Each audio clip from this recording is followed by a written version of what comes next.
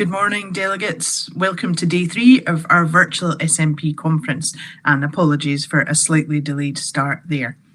I'm Kirsten Oswald and I'm the business convener, and I'll be joined on the virtual stage by National Secretary Stuart Stevenson, and we will steer you through the agenda. We have another fantastic day of debate lined up for you, but before we get started, a little bit of orientation. On the left-hand side of your screen, you will see the exhibition area, the fringe area and the blether area, which are all well worth a visit. And you can see more information on exhibition and fringe in your conference programme. And on the right-hand side, your voting buttons will appear under the conference tab when we go to vote. If you're on a mobile device, they may appear at the bottom of your screen. You'll see also that we're joined on screen by BSL interpreters Paul and Lou today, so welcome to them. And we also have live subtitling. And finally, before we begin, we have topical and emergency resolutions later on this morning.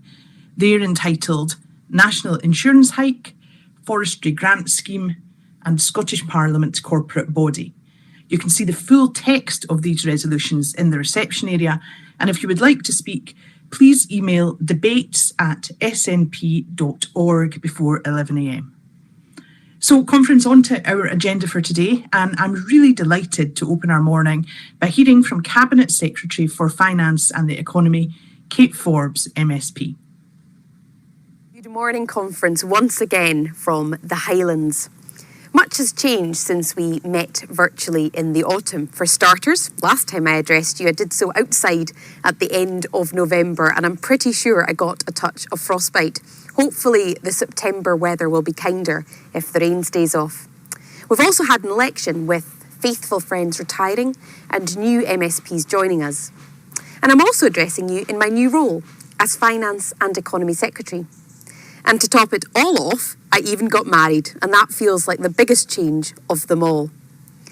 But if much has changed, some things have remained. The camaraderie and the friendship at the heart of this party. We've been through a lot over the years, and that spirit of unity around a common cause has kept us moving in the right direction. It's easy to forget how remarkable our present circumstances are, with polls on the eve of this conference confirming a majority support for independence and the SNP, only months after an actual poll delivered an historic 4th term for the SNP. That victory is testament to the hard work of decades ago and the ongoing determination of activists to knock that last door, to speak to that last voter, or to deliver that last leaflet. But it's also about trust, about the fact that the people of Scotland trust us to serve them and defend their interests, because that same poll showed a net approval rating of 18 for the SNP government, whilst the UK government had a negative disapproval rating of -22. It's no wonder that the Tories are so wildly distrusted. They've broken their promises time after time. But one of the biggest threats they pose right now is to our public finances. It might sound dry and technical, but how we use our country's wealth to serve our citizens is the bedrock of our movement. And the ability to decide how we spend our money is at great risk. You see, the Tories, knowing that they are unlikely to ever secure power in Scotland through a democratic process, are now dismantling the devolution settlement. The party of Brexit is now taking back control from Scotland.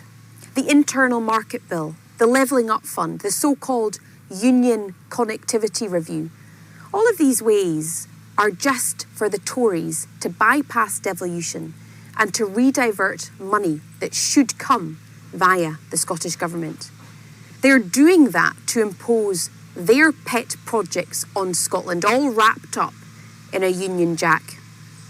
Conference, the very fact that the Tories accept the need to, in their words, level up, reveals the decades of disregard and disdain for Scotland.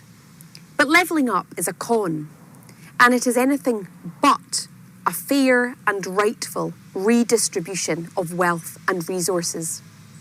Remember, we have a Prime Minister who previously stated that a pound spent in Croydon is of much more value to the country than a pound spent in Strathclyde. And his actions today prove the fact. He believes that. Take the Highlands, where I'm speaking to you from just now. This region of the Highlands and Islands was classified as one of the highest priority areas earmarked for European structural funds because of its rurality and its hidden poverty. Over the years, with that EU funding, we built new roads, we supported our culture, and we established places of learning.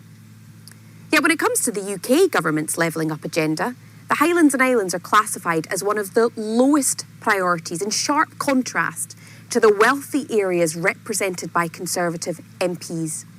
And we no longer have access to EU funding that has made such a difference in constituencies like mine. This is nothing new, Conference. It's the same old trick the Tories tried in the early 90s, when another Tory government diverted cash from the Highlands to spend in Conservative seats in the southeast of England.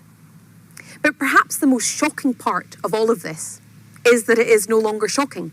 It doesn't shock voters, it barely makes the headlines, and it doesn't shame this Tory government. But despite that, Conference, we are more determined than ever to invest in the fundamental strengths of the Scottish economy.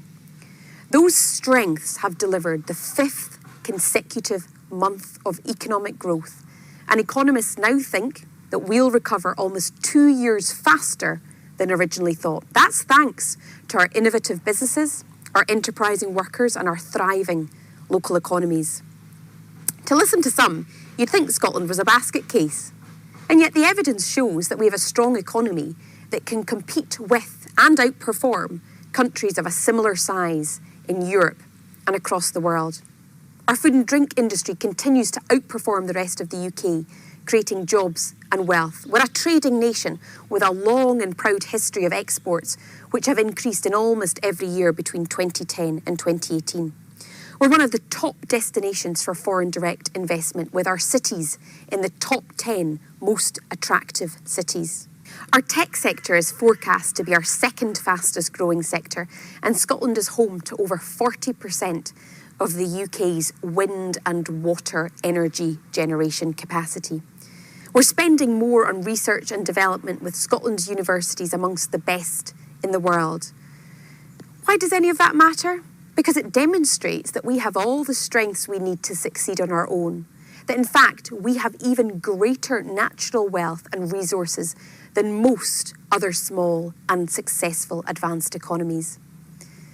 Conference, how we recover from the pandemic is vital to continuing and improving those strengths. And as we look forward, we see that recovery means that we can and we must do things differently. We have an opportunity to deliver a just transition to a new economy as we tackle the climate emergency. I want to be crystal clear that in doing so, we will not abandon our workers and our communities in that process. 30 years ago, at a previous industrial crossroads, the government of the day did abandon workers and did forget about industry. But you have our commitment. We will not allow history to repeat itself in Scotland. Instead, we have this week announced a skills guarantee for workers in our carbon-intensive sectors, and we will work with communities to invest £500 million over 10 years in a just transition fund for the North East and Moray. And I challenge the UK government here and now to match our commitment, to match our £500 million pledge in Moray and the North East over the next 10 years. In fact, as we look ahead to the eyes of the world being on Glasgow in November for COP26, the Scottish Government's commitment is clear. I can confirm today that the SNP will invest at least £3 billion over the lifetime of this Parliament to deliver a just transition, to support a green revolution in transport, to help those in fuel poverty, and to lay the foundations for a fairer, greener Scotland. Conference, we have a proud history of innovation and entrepreneurialism. Over the centuries, Scots have pioneered the solutions to many of the world's greatest economic, social, or medical challenges. We continue to face challenges, and I want to ensure that we're solving them here in Scotland. Through our economic recovery, our mission is to create the best conditions for entrepreneurs to seize the opportunities to produce, to invent, and to scale up. We'll invest in innovation, expand opportunities internationally, and support businesses to digitise. And to encourage pioneers and entrepreneurs further, we will deliver a national challenge competition. It will provide funding of up to £50 million for a project with the greatest potential to transform Scotland's economy. However, conference, one of the greatest economic risks to all of that is the Tories' hostile immigration policies. Businesses and public bodies are deeply concerned about vacancies because of Brexit. The haulage sector doesn't have enough drivers. The fish processing industry can't find workers. And care homes are struggling to recruit, all because so many of our valued European friends have chosen not to stay, and others have chosen not to come. The powers over immigration lie entirely with the UK government, despite pressing for them to be devolved. And so again, the SNP government is picking up the slack where the UK government has failed. And to meet the skills shortage head-on, we will invest an additional £500 million over this parliamentary term to support new jobs and to reskill people. That includes over £200 million specifically for upskilling and retraining people who have perhaps left the job market through redundancy, and will also commit £2 million this year to support 2,000 women to return to work following a career gap. We'll build on the progress already made since establishing our Young Persons Guarantee last year and invest a further £70 million next year, delivering 24,000 new and exciting opportunities for young people across a range of sectors and projects. Conference, we will do all that we can with the powers that we have. But there is one change that would completely transform the Scottish economy, and that, conference, is independence. There is no reason whatsoever that Scotland could not emulate the success of independent countries of similar size, which are far wealthier per head than the UK. Take Denmark. Denmark's GDP per head in 2020 was around a third higher than the UK's, and Norway's was nearly 40% higher. Independence provides the opportunity to pursue priorities tailored to Scotland's needs, which can only be to the benefit of our economy and our communities. And independent Scotland would have the power to make different choices, not just fix Westminster's problems with different results. Those choices would be best suited to Scotland's interests. We wouldn't see money diverted from the Highlands to wealthy parts of England. We wouldn't have to spend £41 billion of the expected cost of replacing Trident. And we wouldn't face a Tory-imposed decade of austerity on Scotland or a Tory-imposed hard Brexit against our will. Independence would give Scotland the powers we need to transform our economy, to invest in our people and to support our public services, and all for a greater purpose, to deliver a fairer, wealthier and greener country. Because, conference, when it comes to our finances, Scotland simply cannot afford to leave the key powers in the hands of Westminster. Thank you. Thank you very much to Kate. Now, conference, moving on to our first resolution of the day, which is resolution number 12, entitled Draft Referendum Bill. And this resolution will be proposed by Chris Hanlon, Policy Development Convener, and seconded by Keith Chamberlain of West Fife and Coastal Villages Branch. So welcome to Chris and Keith. This resolution came about as a result of a telling off I got from Leslie Riddick at a Yes meeting. Many of you know Leslie, and you know she is one to call a spade, and she was concerned that there might be some substance to the speculation that seems to be endemic on social media that our party would use the excuse of COVID as cover to kick a referendum into the long grass. Well, over my dead body was pretty much my response to that, or words to that effect, so here we are. Thanks to the rigorous and relentless work of our party president, Michael Russell, over the last 2 years, this party has put in place legislation governing the conduct of all future referendums in Scotland and the franchise for those referendums. How they will be conducted and who gets to vote in them is no longer a matter of debate. It is a matter of law.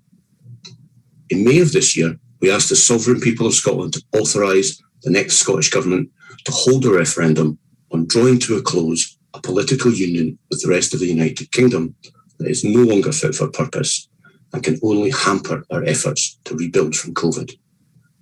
That sovereign body, which has no legal superior in the United Kingdom, clearly and unambiguously issued an instruction that our elected representatives in Holyrood must do so by the end of this parliamentary term. However you analyse the outcome, whether that is through the majority of voters who endorsed that manifesto commitment or the now supermajority of representatives elected under the system of proportional representation all participants agree to abide by, there is no de jure case that anything can happen other than obedience to that instruction. So this resolution isn't about whether we hold a legal referendum. The Constitution and the law are clear. The sovereign body has issued an instruction. We will be having a referendum, and there is no question of its legality. This resolution is about setting a date. Now, a small number of you will know that I'm pretty gung-ho about that. I personally would have started the process of passing the draft bill and deciding on a date the day after the election. But cooler heads than mine pointed out to me that it wasn't important that I was comfortable beginning that process. It was important whether or not the average voter in the street would be comfortable with it. So while it is undeniably true that large numbers of Scots are raring to get back to life as usual, to go to pubs and nightclubs, to go out to cinemas and theatres, to start eating out in restaurants and having mates over for parties, it's also true that substantial numbers of Scots are more than content to continue working from home, getting their shopping delivered and socialising on Zoom, because they are not convinced that the threat has truly passed. And frankly, they're still scared. And that is a sentiment I was able to empathise with pretty easily. It's going to be a long time before I'm comfortable with anyone being within 2 metres of me or speaking to me indoors without a face mask. I haven't suffered the pain of losing someone to this disease, but I imagine those dealing with that grief are even more reticent to get back to normal and risk all that everyone has sacrificed being for nothing. We have all witnessed the reckless and selfish way the government in Westminster has pursued its ideological objectives despite the pandemic by rushing through Brexit and prioritising the economy over people's lives. We might never know how many tens of thousands have died needlessly to feed the hubris of Boris and his band of libertarian zealots and their fixation on dates over data, but we all know that number has at least 5 figures, if not 6. And maybe we can call a snap referendum. Maybe we can win it, despite the risks it might present to the lives of the most vulnerable in our society. But I, for one, won't put my political objectives before the lives of others. So I think we must put data before dates. This resolution expects our party's leadership to consult the relevant subject matter experts, to define a set of data-driven criteria that once they are met, the people of Scotland can be confident that it is safe to hold a referendum like we did in 2014, engages the whole population in scrutinising the proposal with the same energy, vigour and passion we saw 7 years ago. And that's not kicking a can down the road, that's sticking the ball in the penalty spot and waiting for the whistle to blow. And blow it will, all too soon. I might suggest it's worth us all spending the time between now and then training and talking strategy rather than wasting our best speculating that the whistle will never blow. We were instructed to hold a referendum in this parliamentary term, and we will. If it turns out the virus has changed things so much we can't do that in the same way we did last time, then we'll adapt and do it a different way. But we've got 5 years to get the job done under Plan A. Any Plan B can wait until Plan A is clearly off the table. Please support the resolution. Thank you, Conference. It's my pleasure to second this motion on the draft referendum bill. Conference, we all of us want independence. Most of us wanted it yesterday, tomorrow, or if not, as soon as possible. And it's the timing of the referendum which is at the heart of this resolution. I welcome the First Minister's statement to Parliament earlier this week and the instruction to Scottish Government officials to recommence work on providing a detailed prospectus for an independence referendum, which I also note she stated should be held when the COVID crisis has passed, but that it was her wish for it to be prior to the end of 2023. Conference, there is so much work to do. The referendum, and make no mistake, we will have a referendum. That's only the means. The end is the prize. The reintegration of Scotland as a self-governing state on the global stage of nations. As doubtless we will hear during this debate, to get there, we need to persuade the electorate of Scotland. We need to convert soft no voters, those wavering about such a momentous constitutional change, that it's in their interests and in the longer term interests of their families that Scotland retakes its rightful place on the global stage. To do that, we must campaign, not in isolation as the SNP, but in partnership, collaboration and in friendship with all of our friends in the wider Yes movement. And to do that, we need to organise, we need to coordinate, we need to prioritise, we need to communicate, we need to win. And that work has to start now. We shouldn't need to wait for the announcement of a date for the referendum, although that would certainly help focus our attention. The work starts now. As an ex-senior police officer and subsequent resilience consultant, I've got experience in managing crisis. There are three distinct elements to crisis management. The first is the response, the second, the recovery, the third, the return to normality or new normality. Whilst the response phase is distinct and very necessary objective requirements, the recovery phases are much more nuanced, much more subjective. So does our approach to holding a referendum during the global pandemic crisis, it doesn't have to have a predetermined end date. The return to new normality is a consequence of decision taken during the response and subsequent recovery. We have got some political capital due to the way the Scottish Government and the First Minister have managed this crisis. We've got that political capital. We've got some good governance dividend, but we also have much persuading to do. We've got an indicative time frame prior to the end of 2003. Let's use it or run the risk of losing it. Let's have a referendum and let's win it. Thank you very much, Keith, and thank you to Chris. Conference, our next speaker speaking in favour of the resolution is Andy Oliver of Stonehaven and the Mearns branch. So welcome to Andy. Thanks, Madam Speaker.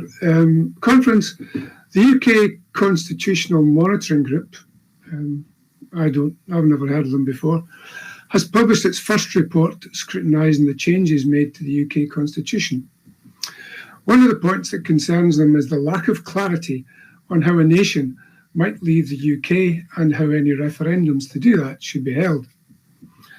Now, we've known this for some time, of course, and even the wording of the Scotland Act is not entirely clear, where an order under Section 30 is deemed to be required to transfer the powers to make constitutional changes which are otherwise reserved. It seems likely that the granting of a Section 30 may have to be settled in court. While that order may be made by Her Majesty, it's not entirely clear the process by which that order has to be made, or whether the Prime Minister or anyone else has a veto on a request from the Scottish Government under that process. But what is established in Scots law and now in the UK Parliament is that sovereignty in Scotland rests with the people of Scotland. The return of an SNP-led Scottish Government at May's elections, and now with support from Save Greens, is a clear demonstration of a mandate to have a referendum and the right of the government to debating and passing the referendum bill. It's right and proper that cognizance is taken of COVID and how it may impact campaigning and voting. And you know that our First Minister will not compromise people's health and safety. But we should be assertive and begin to roll out the work of the various groups within the party and the wider movement to make the case for independence across all sectors of the economy and of Scottish life, to show the nation how an independent Scotland can be, to energise the wider Yes movement and have these small conversations with undecided voters so that when the referendum is held, we'll secure that majority that we all want to see. Conference, I'm pleased to support this resolution and would urge you to do so too. Thank you. Thank you, Andy. Delegates, our next speaker speaking in favour of the resolution is Alistair Allen, MSP. Welcome, Alistair. Thank you, Convener. Mapping that. This motion not only makes the case for independence, but recognises where the way there lies, a referendum. The case for independence is such a powerful one, the idea that the best people to run Scotland are the people who live here, that we can be lulled sometimes into believing it is self-evident to everyone, particularly if everyone in our own little online echo chamber thinks exactly like this. It's something which, of course, these advertising platforms very comfortingly arrange for us. As Andy has indicated, what we say about independence has to be said not to make ourselves feel good as individuals, not to show people in the party how convinced we are personally, but to engage politely and confidently with people who have yet to make up their mind, to speak to those Scots who can be persuaded. The next referendum will hinge on us talking to those people rather than to ourselves.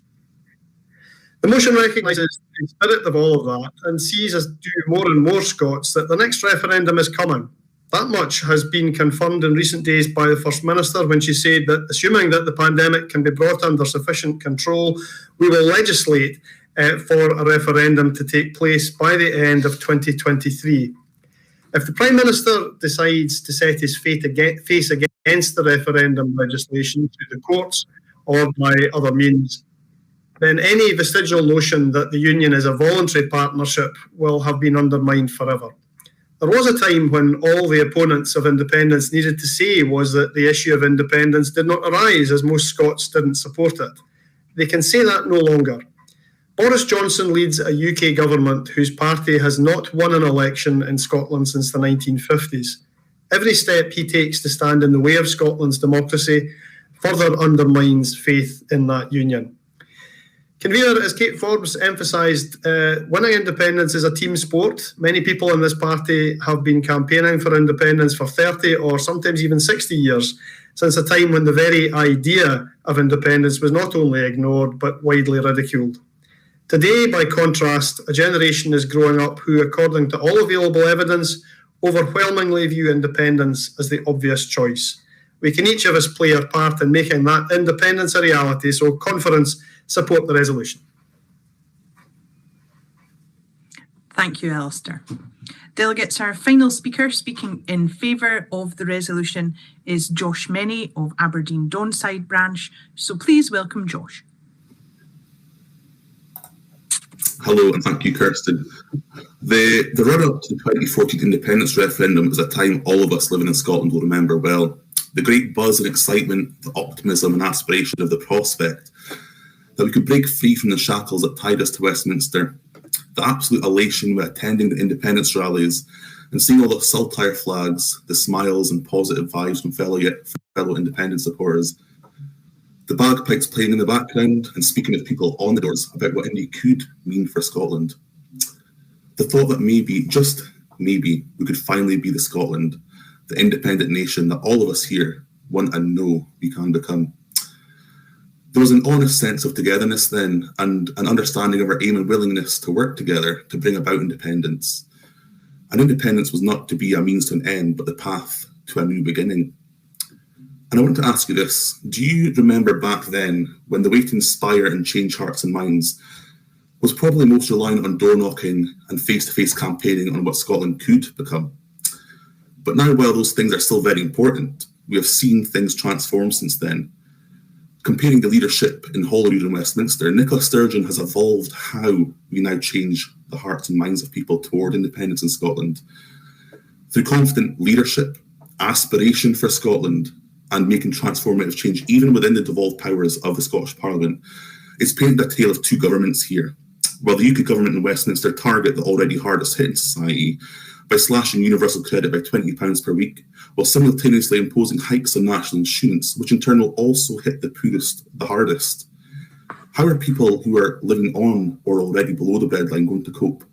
It's callous, it's cruel, and it goes against everything we are working towards for a well-being economy in Scotland.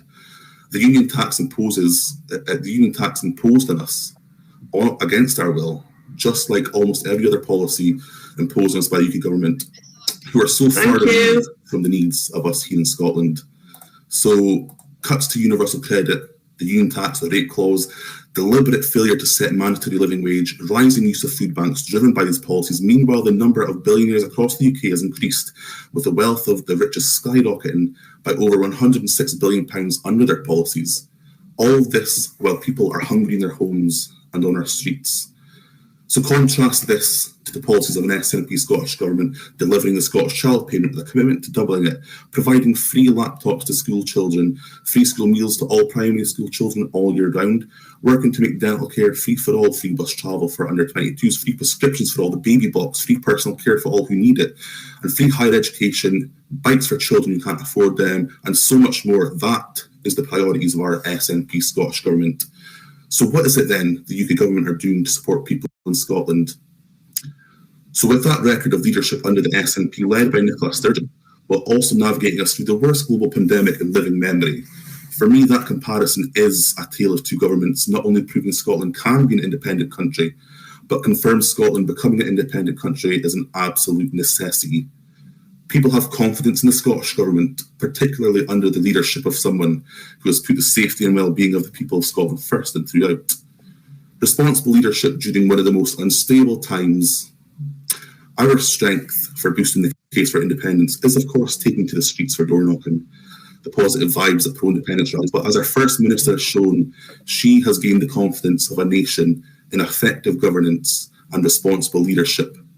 Now, we have a commitment for an independence referendum by the end of 2023.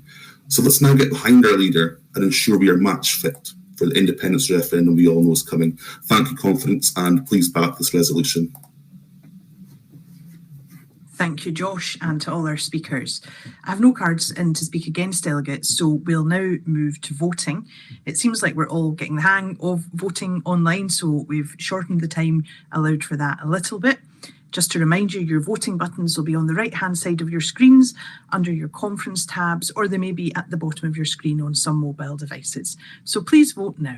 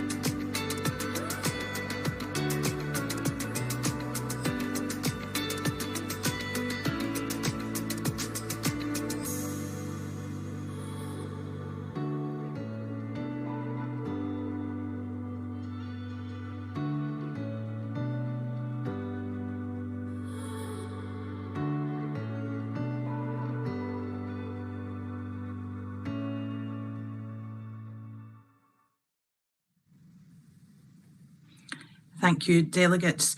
So on Resolution 12, entitled Draft Referendum Bill, the resolution passes overwhelmingly by 535 votes to 10.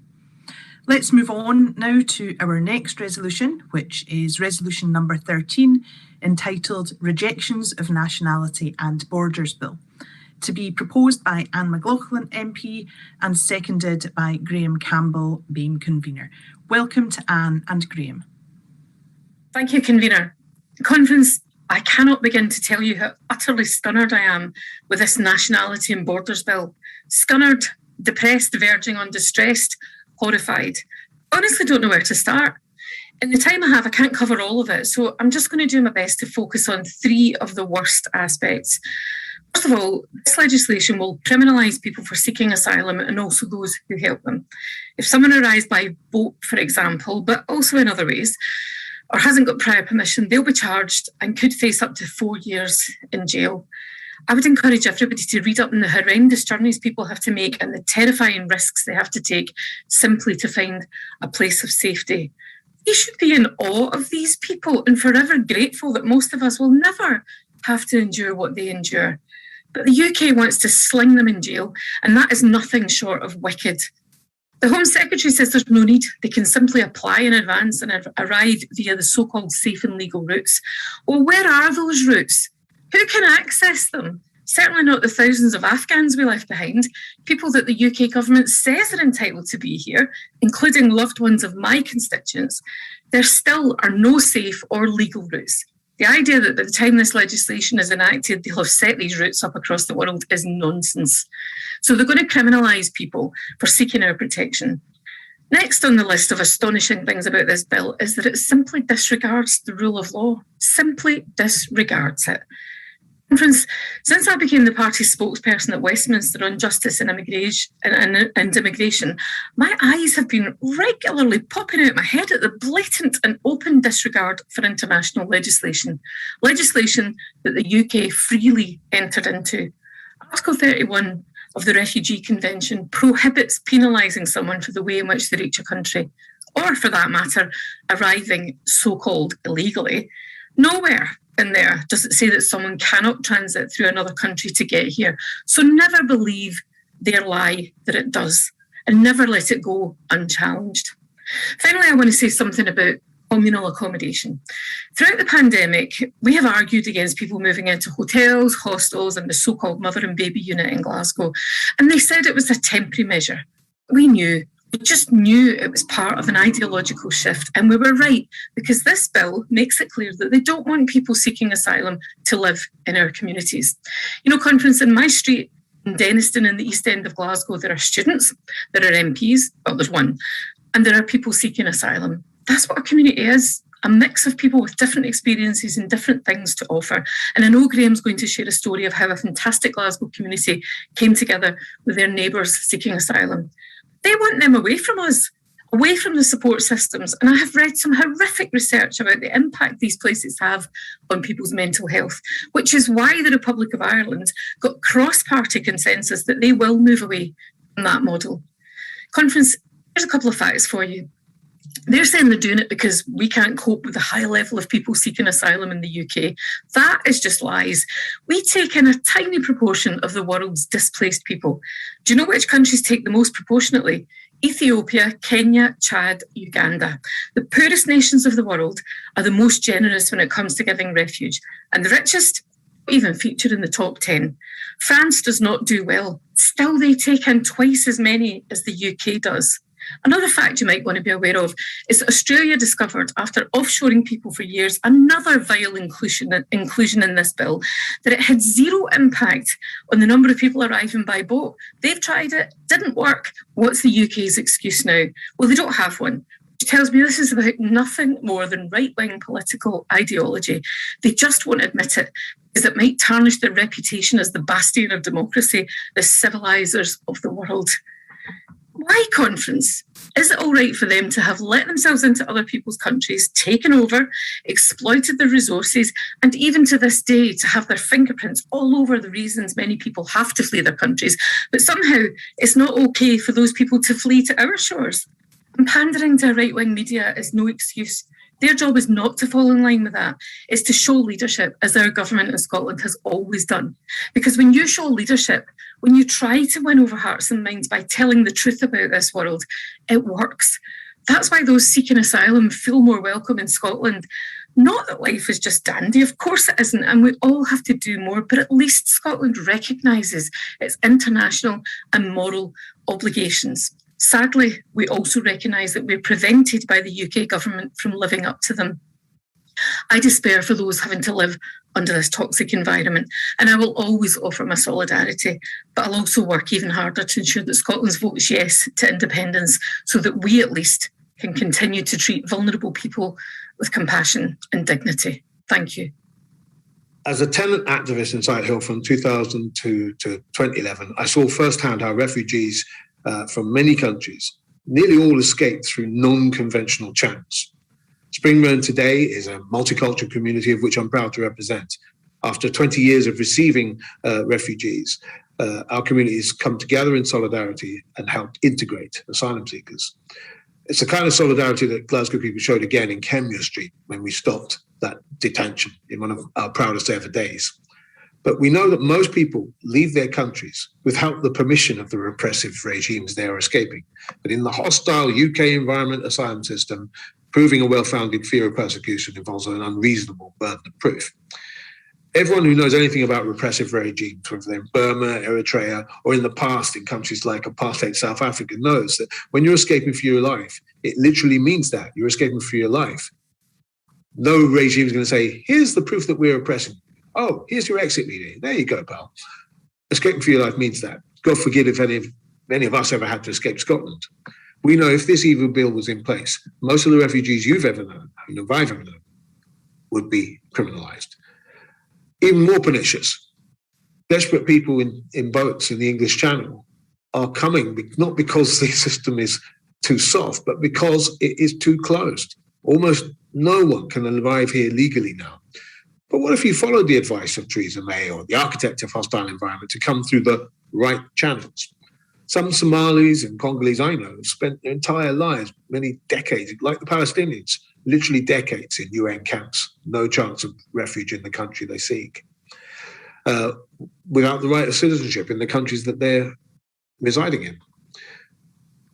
We know from the way that, the intention around accommodation, this bill obviously designs the idea of, accommodation centres, basically prisons for people who have no offence. They're only escaping for their lives. No evictions, Empower Women for Change Unity Centre, more. These are groups that spent a lot of the time in the hotel emergency last year and in the mother and baby unit, campaigning for the rights of people in there. But the dehumanising conditions in which people caught COVID didn't have toilet product to clean their rooms, while Mia's claimed money from the Home Office for those cleaning. These were dehumanising conditions which isolate people from the wider support of the community. That's what they're designed to do, to stop you getting support and solidarity from the wider community. This bill goes further, though. It criminalises you for showing that solidarity. Even if you're the RNLI trying to rescue people at sea, you are now criminalised under these new proposals. Our party, of course, opposes this bill. We would always oppose racist, imperialist and colonialist mentalities that lie behind this sort of immigration bill. Scotland, as an independent nation, wants a system that welcomes refugees and migrants and that does not contribute to the foreign wars in the first place that cause these migration flows. I urge you to support these motions because we have to show our stand against this racism. Thank you, Graham, and thank you, Anne. Now, conference speaking in favour of the resolution, please welcome Zara Pennington of Shetland Branch. Thank you, Kirsten, and good morning, conference. I would like to pick up really following on from what both Anne and Graham have said, and I won't repeat their points. But coming from a strong maritime community like Shetland, I do have great concerns about this criminalisation of rescue at sea. We do not want to be in a country which asks for ID before we rescue somebody. The RNLI should not be interested in where you're from, your immigration status, or how you came to be here. They should just be concerned with rescuing you. Now, with With regard to the latest developments with the border force lately of Priti Patel announcing that they're going to be escorting refugee vessels back out to sea, we have to ask great concerns about whether border force are now escorting particularly women and children and other vulnerable refugees back out to sea in unseaworthy vessels. I know in Scotland that we've been welcoming to refugees. I know we cannot actually influence the Westminster policy, but we can send a strong message from conference here to reject the hostile environment that Scotland welcomes refugees. Scotland is a welcoming place, so support the motion,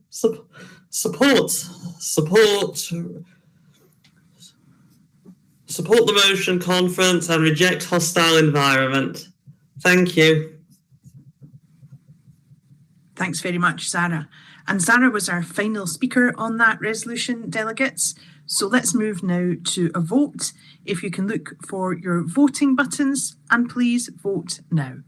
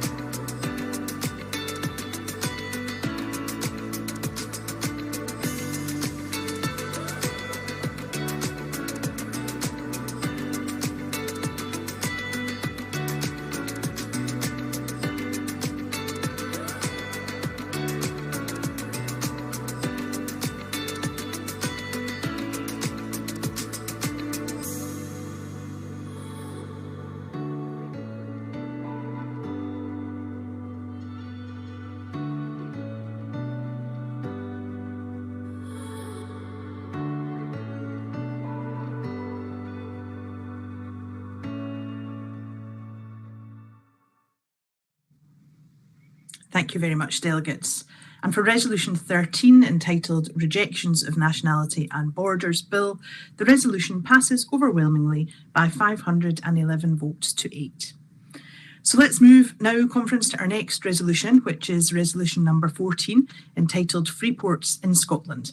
And that will be proposed by Councillor Peter Henderson, the leader of South Ayrshire Council, and seconded by Councillor Ross Cassie of the SNP Trade Union Group. So welcome to them both. Conference, this motion is extremely important for the country's future. It may appear that Freeports offer solutions, but without the correct controls and regulations in place as detailed in the motion, the detrimental direct impact on the economy, environment, public safety, local economies and Scotland's reputation will be damaging. The proposal from Westminster is a direct attack on devolution, workers' rights and local democracy. It centralises control, has no input from local authorities, except to pick up the mess when things go wrong. So what are Freeports? They are not a new concept. The last Freeport in Scotland was at Prestwick Airport in 2012. And it is worth noting that Freeports are being closed in Europe and around the world. Britain alone seems to see them as a saviour. It must be made clear that Freeports are not just seaports, but can be airports, inland depots or warehouses. As such, the amendment to me is not competent. They are tax havens with an area technically not in the country and are associated with criminality at all levels, from money laundering, counterfeit goods, banned substances, as an example, in Europe, the storage of stolen art. Freeports traditionally had strict control regimes. This proposal does not. The motion outlines the required controls as a minimum from my personal experience in regulating these areas, if we go down this ill-thought-out proposal. While I understand that the party is seeking a different approach from Westminster, they can still dictate what happens, and I believe no talks have taken place since June. There is no guarantee that companies operating in a Freeport will pay the real living wage, and without union recognition, there are no controls for workers regarding wages, conditions, pensions, or health and safety. We insist on fair work, but that really guarantees nothing in an excluded area. Local government gains nothing, as there will be no rates charged. And what happens if there's an incident, say a chemical spill? How will local government be compensated to deal with this? If workers move to a Freeport, what happens to local employment? What happens if the local industry transport to the Freeport area or move to another part of the country? How can local government, without investment, maintain their area? What benefit can be gained in reaching our zero targets for emissions if there are no controls in place, especially if they can't be enforced? Controls on registration of companies in the UK and Scotland must be in place in order to be able to act if the company leaves or defaults. You can't get anywhere with a company registered outside the jurisdiction. Security controls of the area must be in place and enforced, not just for the diversion of duty, VAT and tax-free goods that can be taken out and destroying local economies.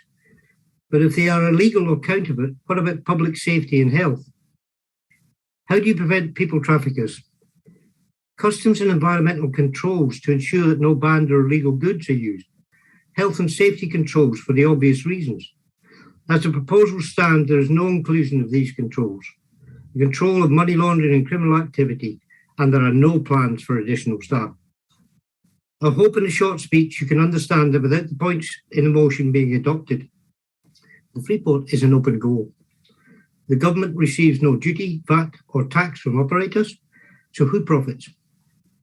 The wages may give some hope for an area near a Freeport, but what benefit to areas who see shifts of manufacturing from their local areas? Conference, I urge you to support the motion, reject the amendment, and maintain Scotland's workers' rights and international reputation. Conference, I move. Councillor Ross Cassie, Trade Union Group. I second this resolution, and I'll briefly explain why I believe you should support this resolution, and in doing so, you should reject the amendment. Freeports, as proposed by the UK Tory government, are a further attack on the devolution settlement. The government that should be making decisions in and for Scotland is the pro-independence government elected by the people of Scotland. On the amendment, I'm unsure as to the validity of its content and the context of this resolution, as it restates some of the aspects of the resolution far less clearly and only refers to maritime activity. Freeports do not need to be seaports. I will return to one shortly. On this resolution on the subject of freeports, or the Scottish proposed version, the Greenport, which is no more than a freeport with a cuddly name, evidence from around the world shows that these zones assist in driving down pay, terms and conditions of the workforce, as well as eroding health and safety requirements. The first two bullet points and the final point in the resolution deal with these aspects.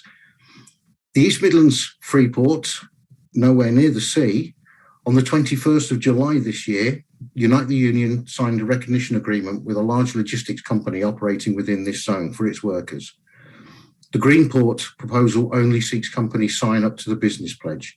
This is entirely voluntary and, if ignored, in no way offers any protection to the workers whose labour will provide the profits for the operators. Tax breaks are given to those setting up in these zones.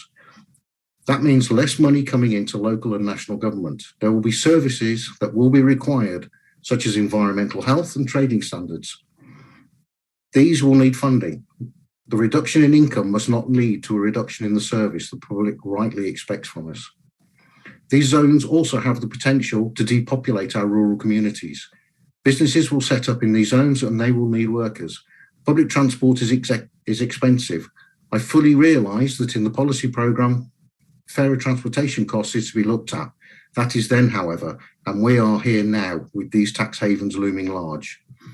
Unable to afford a daily commute, workers will leave our rural communities and move to areas of these zones. Our rural communities should be protected. Businesses operating within these should compensate these communities and invest in them and not have the opportunity to squirrel their profits away to offshore tax havens. As a nation, we should not engage in the Tory model of a race to the bottom. Evidence from around the globe shows that does not create anywhere enough well-paid jobs to create the value for the considerable investment we need to make to enter into, whilst at the same time taking a much smaller tax realisation as a result of the tax breaks. I urge all delegates to support this resolution and reject the amendment. Thank you. Thank you very much, Ross, and to Peter. Next, moving the amendment to the resolution is Douglas Chapman MP, and the amendment is seconded by Michelle Thompson MSP. Welcome, Douglas. Thank you, Kirsten, and good morning, conference. And I'm delighted to move this amendment. In doing so, and at Westminster, I've been keeping a watchful eye on the UK government and their move towards freeports. And we all know that their plan is not some sort of silver bullet towards economic success, far from it. But I think if there's a policy or an idea you don't like, then it's up to you to put forward an alternative. And that really is what the purpose of this amendment is all about. I can readily accept the wording of the main motion, points out the flaws and weaknesses of UK freeports. And while we are still linked to the UK Treasury, what can we do so we don't lose out on potential for government investment in the maritime sector? The two key points I want to make today are: one, we are a trading nation. We have a great potential to grow our maritime sector in Scotland, meaning more well-paid jobs and prosperity for some of our most economically worst-hit coastal communities. We are, by our very nature and geography, a coastal nation, with islands galore, but we could be making more of our ports and harbours, whether that's building new commercial ships or for ships for the leisure market, or retrofitting older ships using low-emission technology such as hydrogen, or supporting the offshore industries like wind and wave and tidal power, fishing, seaweed, aquaculture industries, not to mention tourism and trade too. And as someone with a great passion for a direct ferry service into Europe, that speaks, I think, to every part of Scotland. That's why we need an ambitious, innovative, job-creating, investment-attracting maritime sector strategy to help us internationalise our thinking on trade and exports and all those net zero shipping opportunities where the likes of Norway and Denmark currently lead the field. My second point is to support the current activities of Ivan McKee MSP, our Minister for Business, Trade, Tourism and Enterprise, who suggested that we reject the UK version of Freeports, but where we retain the positive economic development aspects to have a real focus on net zero, fair work and renewed investment in our ports and maritime sector. So we in Scotland could promote Scottish green ports with all the protections for fair employment and fair trade that the UK free ports lack. Michelle Thompson hoped to speak on this amendment today, but she can't be with us. But she has formally seconded the amendment. And I hope, like Michelle, Conference supports the amendment and the motion, and let us have a strategy for the maritime sector we can be proud of, and one that speaks to our international values and ambitions, and one that delivers prosperity for all of Scotland. Thank you very much, Douglas. And next, speaking against the amendment and a first-time speaker at conference is Lorraine Cowan. And if I can just remind our speakers that they have a 3-minute time limit. And welcome to Lorraine. Thank you, Convener. Hello, Conference. I wish to speak for the resolution, but against the amendment. Fundamentally, the sentiments in the resolution, particularly the 6 requirements set out in the motion, demonstrate the green credentials that would be a prerequisite for any establishment of free ports in Scotland. This, I believe, makes the amendment unnecessary. The inclusion of a maritime strategy for Scotland in the amendment would suggest that free ports only refer to seaports. It does not. Both airports and other logistics hubs can be and are free ports. I would therefore suggest that even though this amendment was clearly submitted with the best of motives, because of the issues I have highlighted, the amendment is not competent. I would fully support a good maritime strategy for Scotland, but this amendment muddies the waters. Please vote against the amendment, but for the resolution. Thank you. Thank you very much, Lorraine. And our final speaker, also speaking against the amendment, is Bill Ramsey of Southside Central Branch. So welcome, Bill. Good morning, fellow members of the party. As well as Southside Central Branch, I'm vice convener of the trade union group, and indeed I was until recently the president of the Educational Institute of Scotland, the world's oldest teachers' trade union. And whatever else you can say about the institute, its training for negotiation, both at local and national level, is pretty much thorough. And I've sat across the table from employers, and I've sat across the table from legislators, and in that sense, read the words.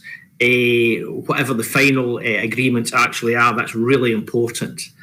And Douglas, quite rightly, says we should come up with alternatives. And actually, they are there in detail, they are there in concrete, and they are listed. There are 6 of them in the unamended motion. So there is the alternatives.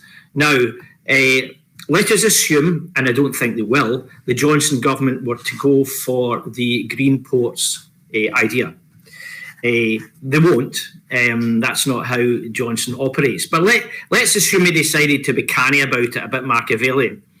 He would probably do something I might describe it as a sort of Operation Trojan Horse, where we get some warm words, free ports with green port, some of the green port parts, but they're not going to do it. But even if they did come into existence, then it would be a salami slicing. Companies would set up. Companies might initially start with certain positive press releases for local press, and then very soon we'd find that the press releases about caring for the workers' conditions and so on start to be ignored. The unions start to raise it, though they don't have a negotiating position, but the whole idea then goes off the agenda and gradually it gets worse and worse. And as the mover of the motion pointed out, and he was a senior official in the Customs and Excise, he has hands-on experience dealing with them over many years. The rest of the world is moving away from the free port model because they know that it doesn't work. There's national security issues even, which we've not even got into. The Royal United Services Institute recently had a seminar about the concept of free ports, for instance.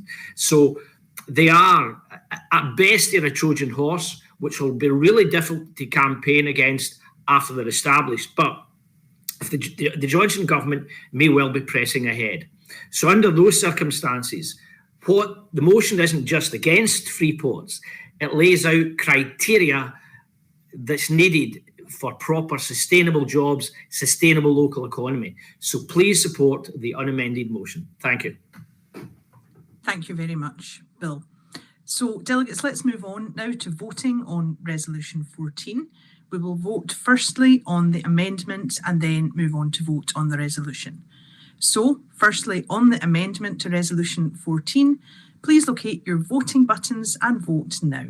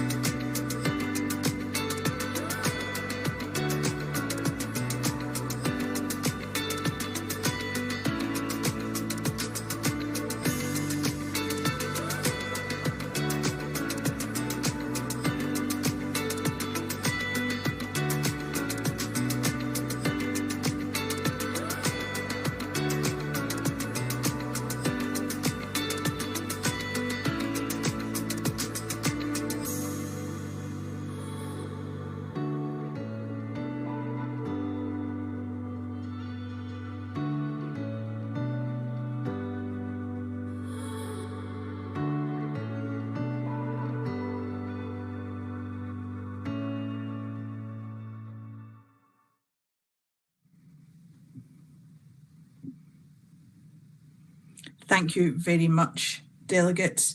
And for the amendment to Resolution 14, with 168 votes to 359 against, the amendment falls. So now we will vote on Resolution 14. So please locate your voting button now.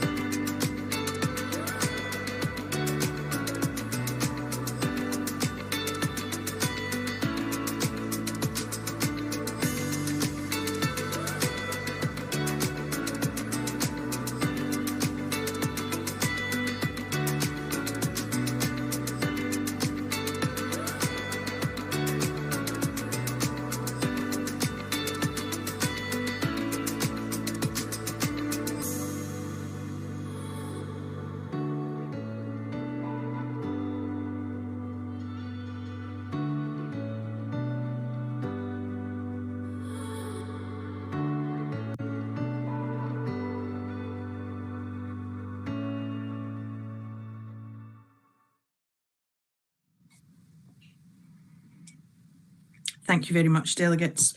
And for resolution number 14, Freeports in Scotland, the resolution passes overwhelmingly by 476 votes to 16. So let's move on now to our topical and emergency resolutions. Firstly, on Scotland's Parliament. That resolution will be proposed by Andy Oliver of Stonehaven and the Mearns branch. Welcome, Andy.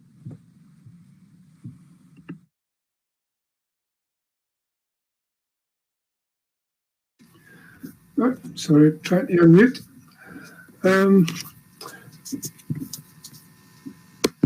Right. We can hear you now, Andy. I'm sure most of us will have been bewildered to read the reports in the press that the Scottish Parliament corporate body has applied for the Parliament to be declared a protected site in the interests of national security. The People's Parliament is to be protected from the people of Scotland. This is the Parliament that was to be hidden at the foot of the Royal Mile in Edinburgh, tucked out of sight. But thanks to the genius of Enrique Morales, the engineers and the builders, that turned his vision into reality, is rightly seen as an iconic building that lifts the spirits of everyone in Scotland and has become a major tourist attraction. That Scotland has taken to its heart can be seen by the number of gatherings the building has witnessed in its relatively short life to date. Morales designed the building and the external spaces to be seen and to be accessible and to be used by the people, and people have responded. The building has become a gathering place, an assembly point for events such as the independence marches with the spectacular backdrop of Arthur's Seat, Salisbury Crags and the Radical Road. It was also the scene of national grief in the wake of the last referendum, and it's seen demonstrations and protests as people and groups exercise their democratic right to express their views directly to the politicians who are charged with running the country and to protest their own opinions. There's a long history of protest and demonstration in Scotland, and we should celebrate the access that we enjoy to speak directly to our politicians, and we should be alarmed at any attempt to restrict that access. Protest should be responsible, of course, and we should rely on the police to keep order. But the order being sought would give them the right to arrest anyone simply for being on the grounds. That's not in line with the vision of Morales, and it's not what we should countenance in an action by the body charged with running our Parliament building. Conference, please support this resolution and send a message to the corporate body that they should reflect and think again and find other ways to deal with any temporary encampments, and also to allow the people of Scotland and further afield to celebrate this wonderful symbol of a modern, confident Scotland. Thank you. Thanks very much, Andy. And to second this topical resolution, delegates, please welcome Chris Hanlon, Policy Development Convener. Aye.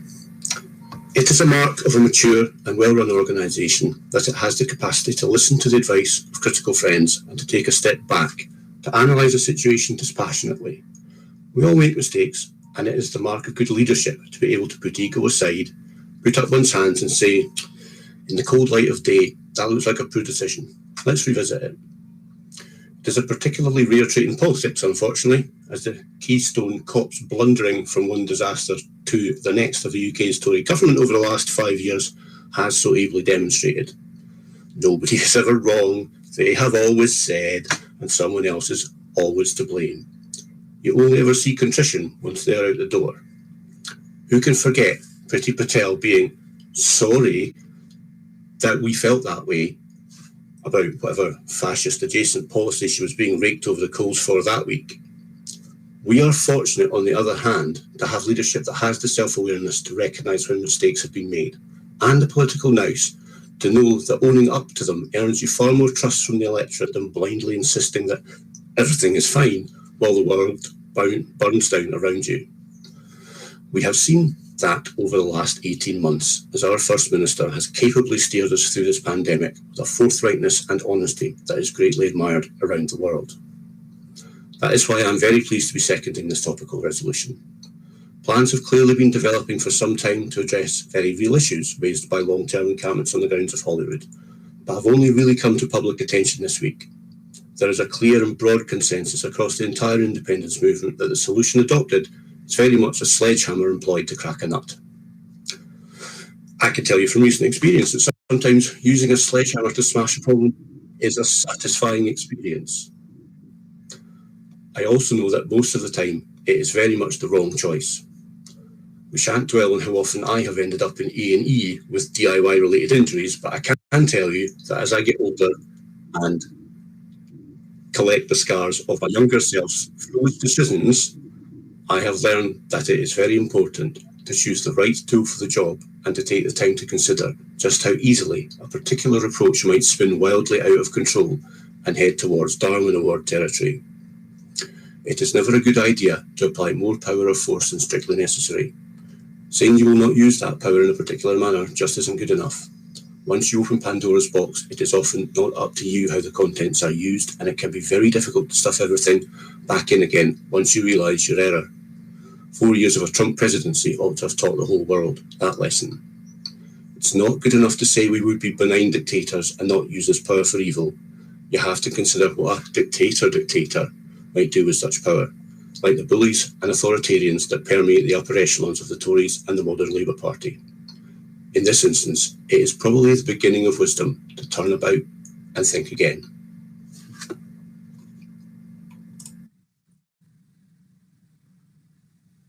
Thank you very much, Chris.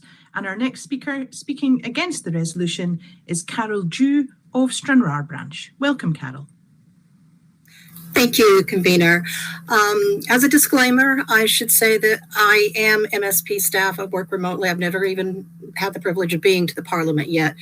However, I would ask conference to vote against this. Sorry, am I muted? We can hear you, Carol. You carry on.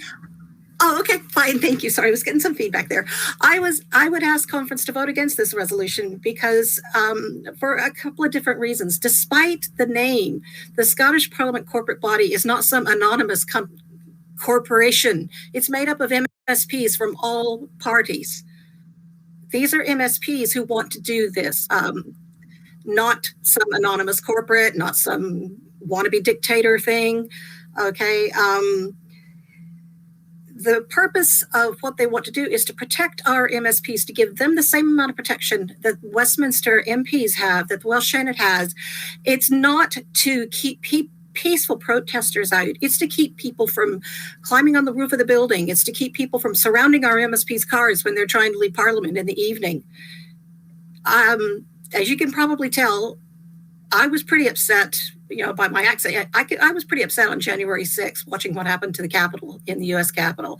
I don't want to see that happen to our Scottish Parliament. Again, this is not against peaceful protests. This is to give our MSPs and their staff and all of the Parliament staff safety, just like they have in Westminster. And conference, I ask you to please vote against this resolution. Thank you. Thank you very much, Carol. And Carol was our final speaker on that resolution, delegates. So let's now move to vote on that topical resolution on Scotland's Parliament. If you can locate your voting buttons and vote now, please.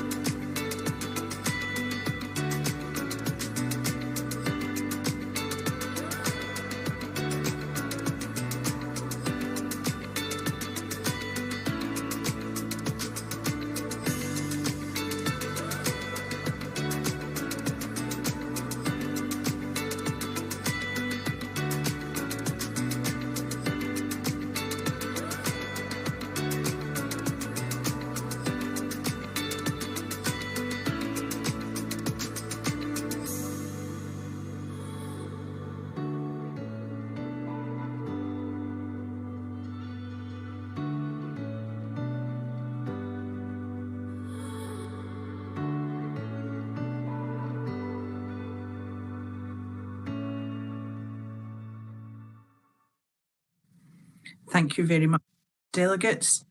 And on that topical and emergency resolution entitled Scotland's Parliament, with 352 votes in favour of the resolution and 152 against, the resolution passes substantially.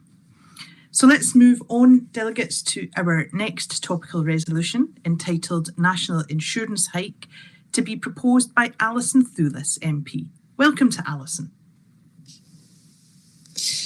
Thank you very much, Kirsten. Conference manifesto commitments used to mean something, and it's bang on form for the Tories to criticise the SNP for honouring our manifesto commitment for giving the people of Scotland a choice on our future, while shamelessly breaking not one but two of their own manifesto commitments in just one afternoon. We've all known for a long time we can't trust the Tories, but this week has put this up in great big neon flashing lights. Fellow delegates, no one is disputing that this has been a hard year for our NHS and social care services, or that money for essential services isn't necessary. But asking Scotland's taxpayers to foot the bill to fix the social care crisis the Tories have created in England is unjustifiable. A government we didn't vote for are imposing a tax hike to national insurance which will disproportionately hit the young and the lower paid, while those Tory donors have hoarded their wealth and companies who have done well out of the pandemic aren't being asked to pay their fair share. There is nothing fair and nothing progressive about this national insurance tax hike. For the Tories, this is far more about propping up their vote in the English Shires, who will do far better out of this than those living in our working class communities in Scotland. And to compound this, 2.5 million people across the UK will also be hit with the £20 a week universal credit reduction. Absolutely despicable. This national insurance hike also puts at risk our recovery from COVID. Businesses who have struggled to keep going across the past 18 months are being hit with an equivalent rise in employers' national insurance contributions, a move criticised in the strongest terms by the Federation of Small Businesses as anti-jobs, anti-small business and anti-startup. A move which will stifle recruitment at a time when we all need to get the economy moving again. And it'll be a double whammy on those limited company directors who were excluded completely from UK government support during the pandemic. To make matters worse, delegates, it's a power grab on our NHS, with Boris Johnson being quite clear his intention to direct how money raised from this national insurance poll tax is spent in Scotland, over the head of our democratically elected Scottish Parliament and Scottish Government, with the equivalent happening in Wales and Northern Ireland too. Utter disrespect for the principles of devolution. Conference, we must state clearly the Prime Minister and his cronies can keep their grubby mitts off Scotland's NHS. Delegates, a Westminster power grab on devolved healthcare and the democratic institutions of Scotland, Wales and Northern Ireland. Taxing our people to pay for their chaotic mishandling of health and social care in England. Undermining the recovery from COVID by putting a tax on employers.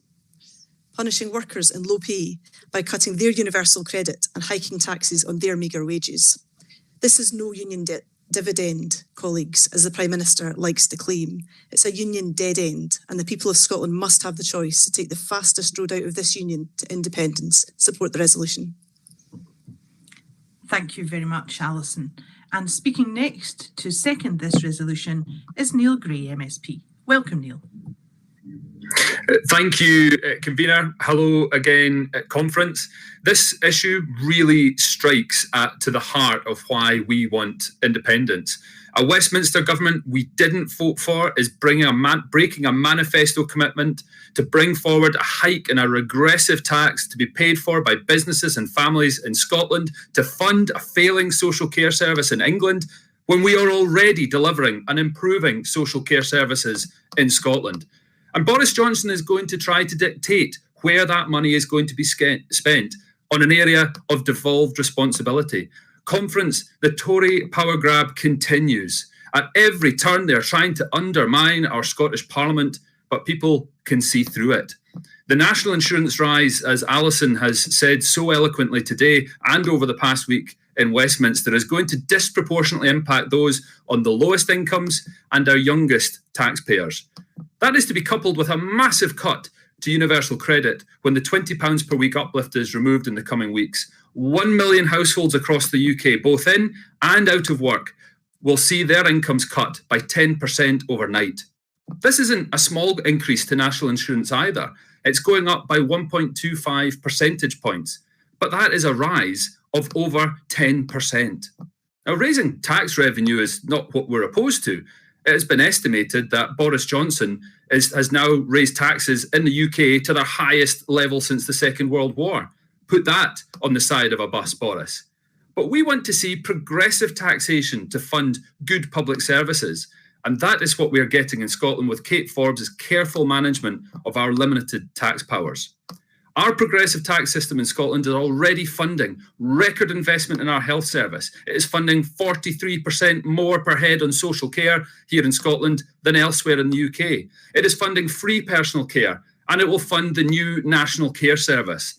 What we are opposed to is a regressive tax being imposed on Scotland to pay for a social care crisis at Westminster.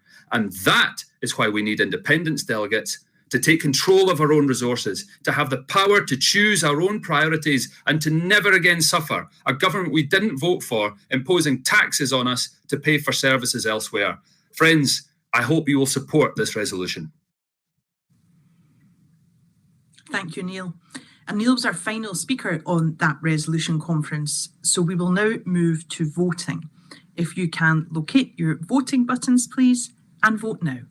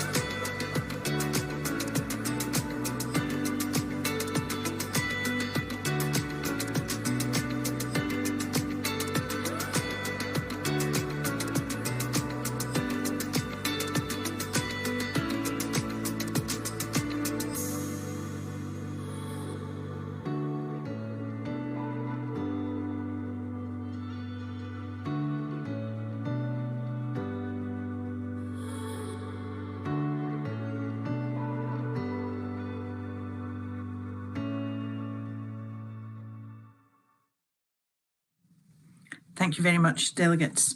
And for topical and emergency resolution on national insurance hikes, the resolution passes overwhelmingly by 499 votes to 20. So let's move to our final topical and emergency resolution for today, which is entitled Forestry Grants Scheme. That will be proposed by Steve Norris of Kirkcudbright Branch. Welcome, Steve. Welcome, conference. I hope you can hear me okay. This resolution, I think, comes at a very important time for Scotland in terms of dealing with the climate emergency. The South of Scotland Conservancy covers an area from Kirkpatrick to Coburn's Path in the Borders. And in the last 5 years, out of 28,000 hectares of conifers applied for and granted in Scotland, over half has fallen within the South of Scotland Conservancy area. Now, this has been done with a minimum of community involvement. And I'll give an example of that. In Galloway, there's a community council called Dalry Community Council, which in the last few months has had to deal with 4 forestry applications from 4 estates and wealthy landowners on its doorstep. Now, often the first time that Dalry Community Council has known about this is when maps proposing this scheme have dropped through their letterbox. Now, that to me is totally unacceptable. Now, Dalry Community Council and its members combined have lent their support to a new organisation in the south of Scotland called Communities for Diverse Forestry, and their aims, which I agree with, is to increase the foothold and influence of communities in large-scale forestry applications on their doorstep, and this is what this resolution is attempting to do. We talk about the just transition, fellow delegates and nationalists, and a wonderful ambition that is. But unfortunately, at the moment, I don't think that the forestry grant scheme as it's set up properly reflects the need to achieve that just transition. At the moment, for example, rich landowners, there are woodland agents, private investment companies are almost allowed unfettered access to Scotland's land to plant up trees, mostly with commercial Sitka spruce, at their whim. Now, that to me is a fundamental flaw. If you look back to the 1950s, with the hydro schemes in the Highlands, the people there were promised that there would be enormous benefits to flow to them from these schemes. That didn't happen. With the wind turbines, with the wind farms, again, there were enormous benefits promised in terms of community payback. There is a little, but there's not much. So now a third wave we have of applications on forestry grants, again to the exclusion of local communities. So delegates, I would appeal to you to support this resolution. We need to give fragile rural communities a foothold, possibly through an extension of land ownership. We need to give them a stake in creating the woodlands that Scotland needs and deserves for the future. We must mean what we say when we promise a just transition to our people. Please support this resolution. Thank you. Thank you very much, Steve. Conference, I'm afraid that we've no time for further speakers on this resolution, so we will go straight into voting. If you can please locate your voting buttons and cast your votes now.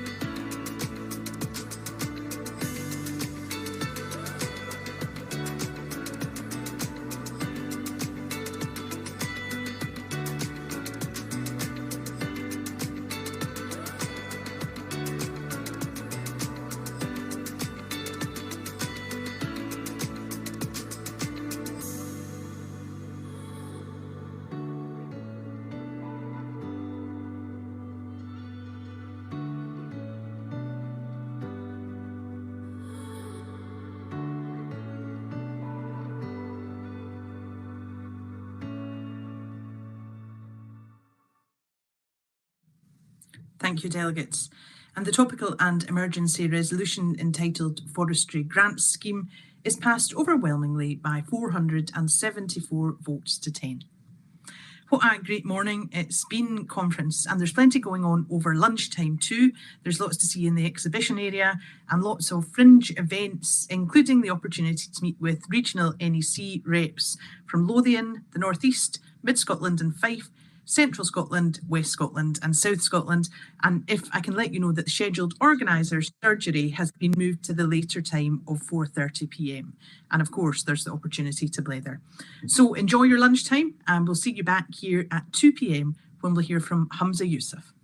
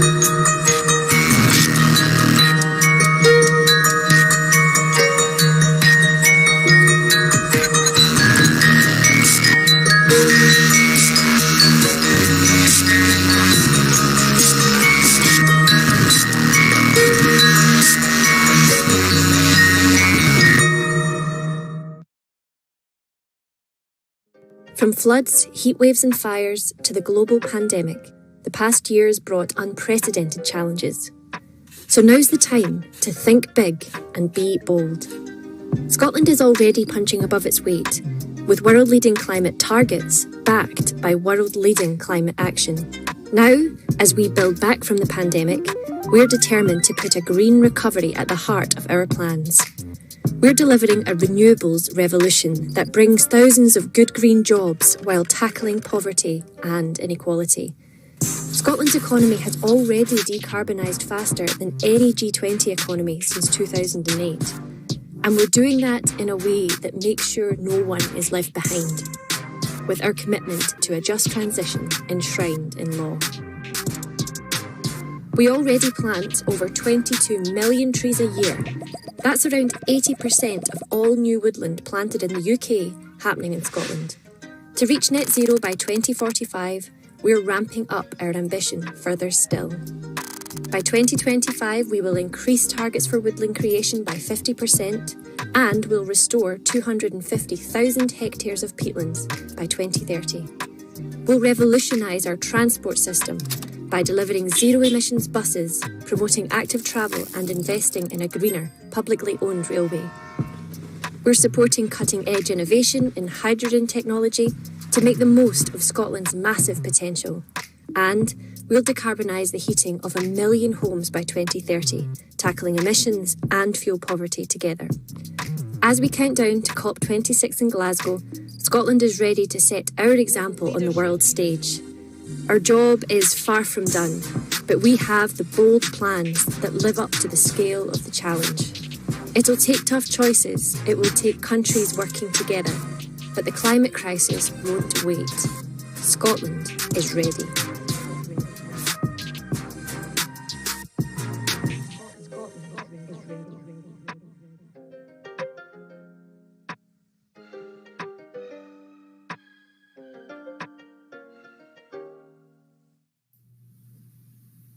Welcome back, delegates. We have a great afternoon ahead of us and a great start to it with this contribution from Cabinet Secretary for Health and Social Care, Humza Yousaf, MSP. Welcome, Humza.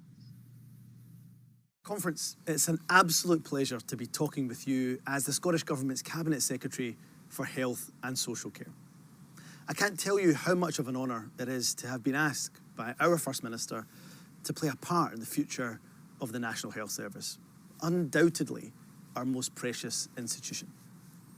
As you can imagine, the government's immediate and overriding priority is to help guide the country through the pandemic, which unfortunately we are very much still in the midst of.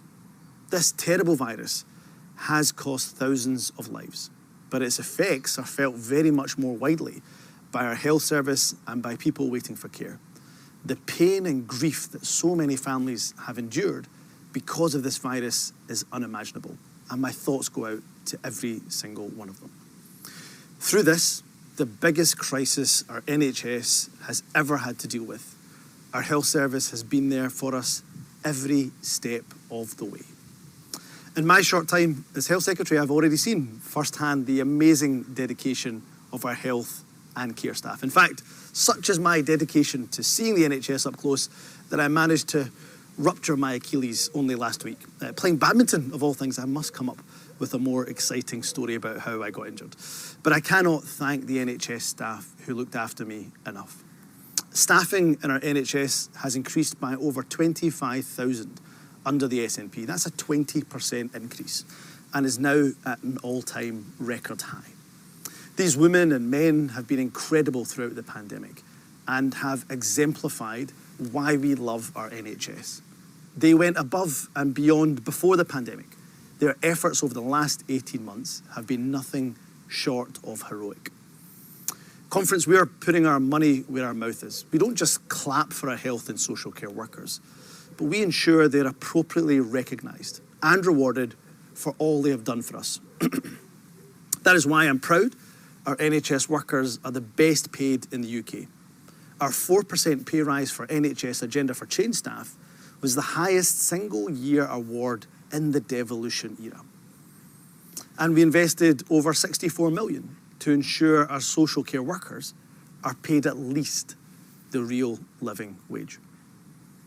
I follow in the footsteps of Jean Freeman, whose work was so vital in protecting our NHS when Scotland was first hit by the pandemic. I know I speak for all of us at conference when I thank Jean for her contribution to the NHS and her ongoing commitment to our national cause of independence. Building on her work, we've brought forward our £1 billion recovery plan for the NHS to help our health service recover from the impact of COVID and to address the backlogs in care. The aim of the recovery plan is to substantially increase NHS capacity. We'll increase inpatient and day case capacity by 10% over the next 18 months and by at least 20% over the next 5 years. We're also going to increase outpatient capacity by at least 10% by the end of this Parliament. In May's election, it was the SNP who committed to the highest level of investment of any party in our NHS and social care services. That's just one of the reasons the people of Scotland, once again, backed our party to lead the Scottish Government and delivered such a cast iron mandate to implement our manifesto. We are committed to increasing investment in frontline health services by 20% over the lifetime of this Parliament. So by 2026-27, that health investment will be at least £2.5 billion higher than it is now. Through this, we're increasing the investment in all aspects of our health service, not least our community health services in primary care and in mental health too. Free access to health at the point of need is one of the pillars that Nye Bevan built the NHS on. It's a principle we will never abandon. That's why it was our First Minister who scrapped prescription charges, as they were nothing more than a tax on illness. Meanwhile, in England, the Tories are actually looking to increase the number of people who pay for prescriptions. We're now going further by removing the last part of the NHS where charging can occur, NHS dental charges. I was delighted just a few weeks ago to take the first step towards this by scrapping NHS dental charges for everyone under the age of 26. And by the end of the Parliament, we will have scrapped NHS dental charges for every single person. My colleague Marie Todd, she'll be leading the charge to improve the public health of the nation. That's why this week's programme for government set out actions to cut tobacco use, tackle alcohol misuse, and reduce obesity. Marie is also our sports minister, which is probably sensible given my badminton-related injury last week. Over this Parliament, Marie will oversee a doubling of our investment in sport and active living to £100 million. Conference, I'm proud to be part of a Scottish Government that has achieved so much for people over the last 14 years. The people of Scotland have put their trust in us for a fourth successive term because of our track record, but also because of our honesty. And where we've fallen short, we are committed to redoubling our efforts. Scotland's drug deaths are shameful. That is why the Scottish Government has made it our national mission to tackle drugs deaths in Scotland. Angela Constance, as our Minister for Drugs Policy, is taking forward urgent work in tackling Scotland's drug death crisis. Angela has secured an additional funding of £250 million to deliver better outreach, treatment, rehabilitation and aftercare across our nation. This is helping deliver access to same-day treatment and a wider range of treatment options. The effects of the pandemic have not just been on physical well-being, it's taken a toll on people's mental health too. I'm working closely with Kevin Stewart as our Mental Wellbeing Minister to ensure that our recovery plan for the NHS has mental health front and centre. That's why we'll be increasing the investment in mental health in every year of this Parliament to at least 10% of frontline health spending. Among the improvements this will help deliver is an access to child and adolescent mental health services, not least through doubling the budget for community-based mental wellbeing services for children and young people to £30 million. Through our mental health recovery plan, we will fund almost 320 additional staff in CAMHS over the next 5 years, with the potential to increase capacity for CAMHS cases by over 10,000. Perhaps the most ambitious plan we have for this Parliament is to deliver a new national care service. Kevin is leading this work and will be bringing forward the National Care Service Bill in this parliamentary year to have the service up and running and fully operational before the end of the Parliament.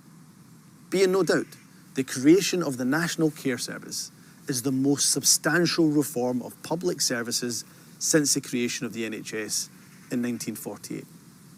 Absolutely central to our plan is listening to the real lived experience of service users. It is for them that we are making this change. Conference, we are going to end the postcode lottery in the delivery of social care in Scotland. That will take, of course, both investment and reform, which is why we will be increasing funding for social care by at least £800 million, 25% over the lifetime of this Parliament. In this most recent week, the mask really has slipped for the Tory government. Bluntly, they don't respect devolution. They never have. They will not hesitate to try and interfere with Scotland's NHS. This week, they brought forward plans to hike national insurance, once again on the backs of the lowest paid and struggling businesses, rather than ask for the likes of their wealthy donors to pay a little bit more. They've said this week they want to bypass devolution, to bypass the Scottish Government and dictate to us how that money should be spent. So the question is why? Why bother? Because, Conference, they are testing the water. Whether it's through the UK Internal Market Act or the Health and Care Bill, the Tories are trying to make it easier to do trade deals that could include how the NHS operates and how NHS Scotland protects patient data. Our very own Philippa Whitford MP has been pushing hard against the UK Government's plan in their Health and Care Bill. And that Health and Care Bill could undermine Scotland's NHS. The Tories say they can be trusted to protect our NHS in any trade deals. No, they can't. They have so spectacularly damaged the economy with Brexit, they'll agree to just about anything to get a deal. In fact, just this week, it emerged that so desperate were they to do a deal with Australia that they jettisoned vital environmental protections. Do you really believe that they won't sell out the NHS at the first chance they get? Never forget, it was former Tory Prime Minister John Major who said of Boris Johnson and his cronies that the NHS is about as safe with them as a pet hamster would be with a hungry python. I think he's understating it. If we're truly going to protect our NHS from the worst intentions of the Tory government, desperate to do trade deals, then there's only one solution. We need independence. We need independence to ensure that never again can the actions of a Tory government that we did not vote for jeopardise our NHS. That's why we will give Scotland the choice of independence. Do you want to protect our precious NHS for the future with independence? Or do you want to just hope, cross our fingers, that the Tories won't throw our health service into a trade deal at the first chance they get? Conference, I choose an independent future where our NHS is protected and invested in. And it's a future I think the people of Scotland will choose too.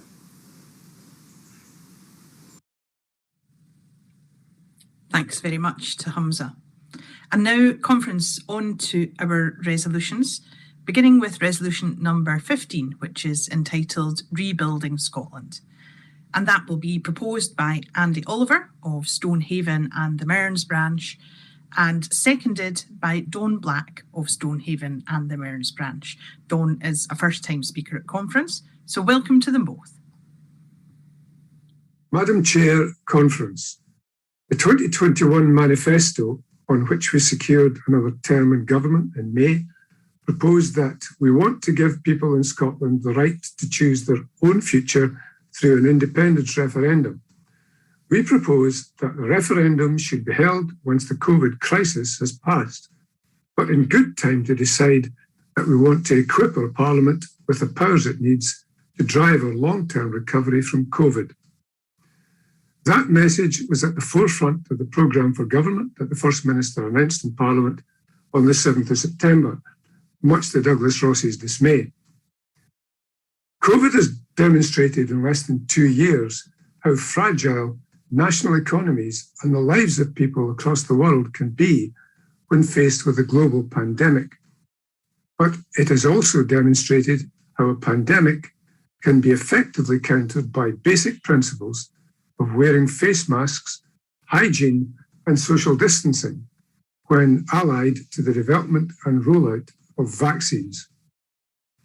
Governments must ensure a ready supply of PPE, procure the development and production of vaccines, and of course equip the health and care services with the staff and resources to treat those affected and to administer vaccines to the population. But governments need the powers to allow them to take these actions. Access to a SAGE group to advise on the nature of the pandemic and how best to respond to the threat. Control of their borders to prevent the spread into the country or from the country to other countries, and also to control the spread within the country.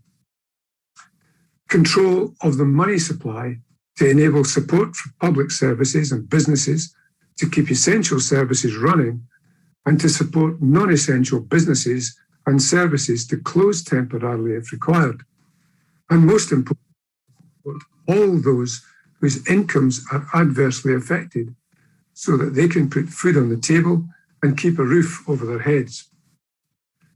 But that conference is not enough on its own. We have seen throughout this pandemic that the UK government, despite having all of those powers, has been indecisive, slow to act, and inadequate when they do, and too quick to ease restrictions. They have failed to heed advice from SAGE and WHO, to learn lessons from how other countries have dealt with COVID, and they have ignored or dismissed representations from devolved administrations. It is clear that for so long as Scotland remains a part of the UK, it will continue to be at the mercy of UK government, with only limited capacity to support the people and the economy of Scotland.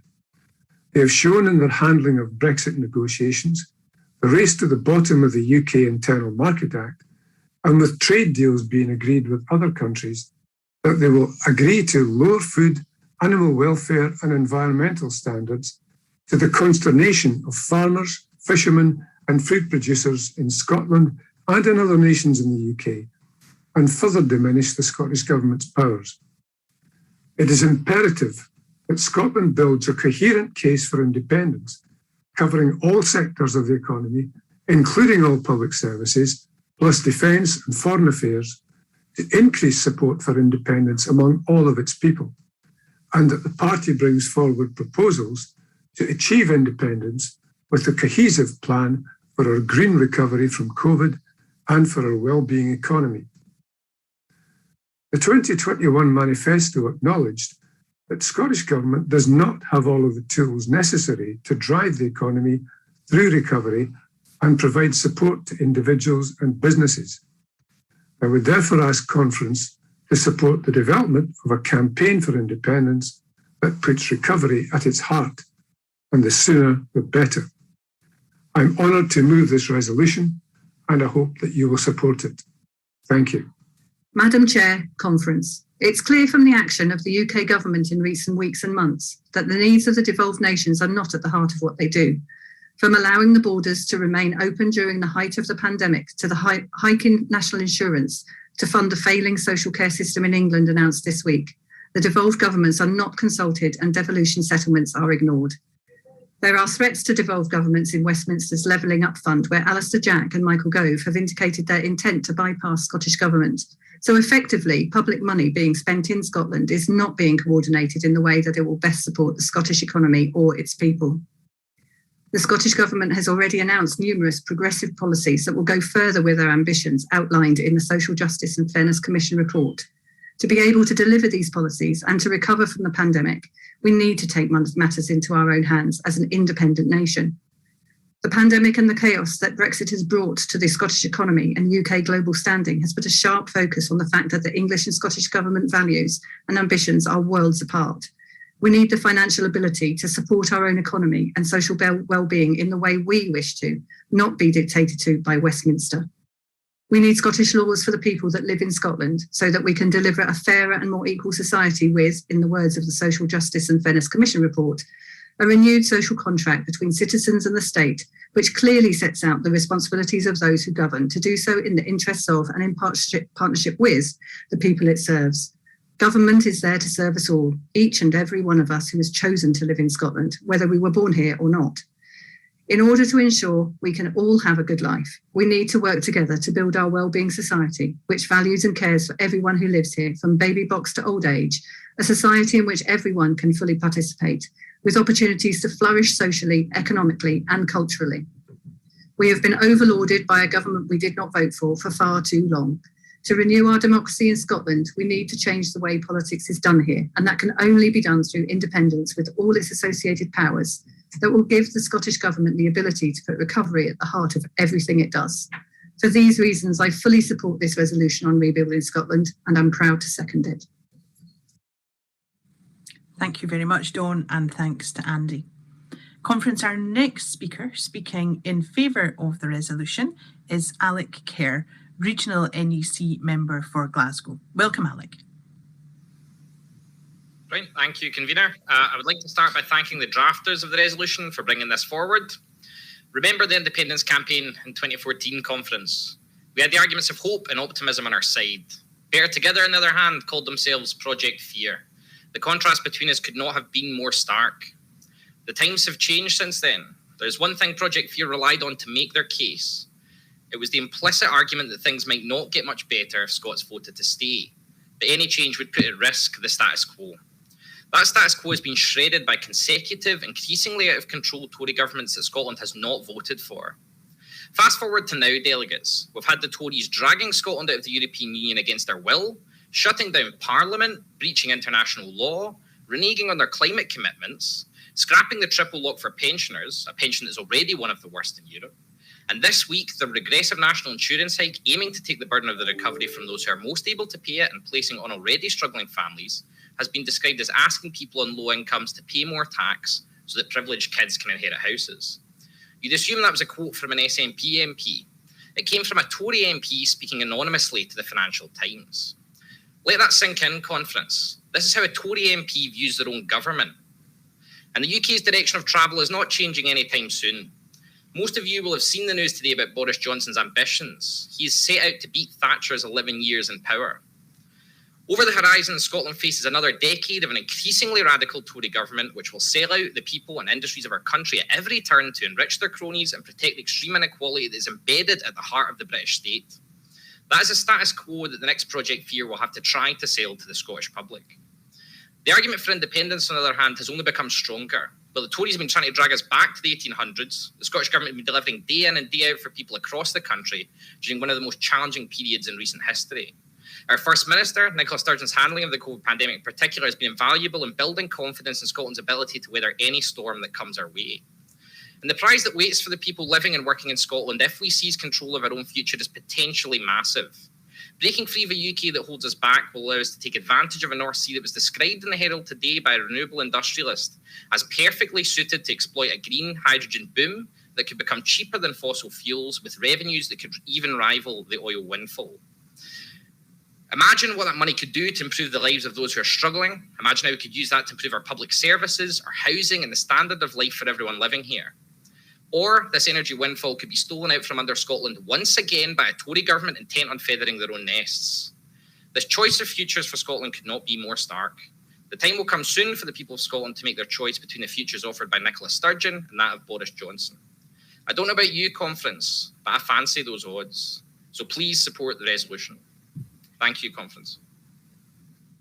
Thank you very much, Alec. And Alec was our final speaker on that resolution, delegates. So we will now move to a vote. If you can look for your voting buttons under the Conference tab on the right-hand side of your screen, or perhaps at the bottom of your screen on a mobile device, and vote now, please.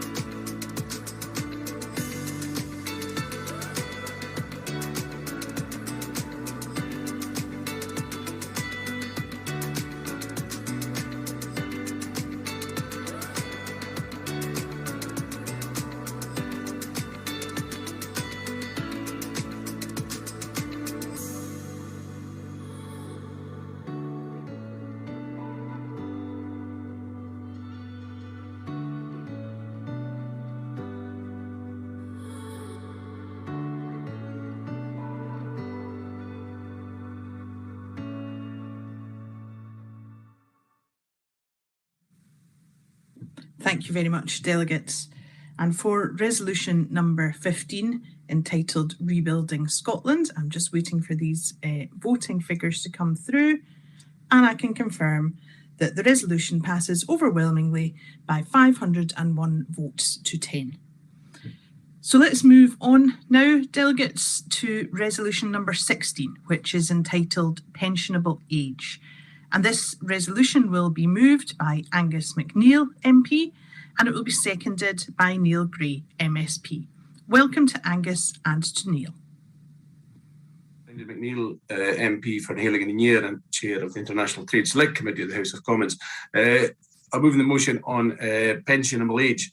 In the current state, we know, or some people know in the shorthand as Great Britain, it does not really have a pension that is, or a pension system that's great for Britons at all. In fact, our independent neighbours, nations the size of Scotland, have a far better pension system than the UK.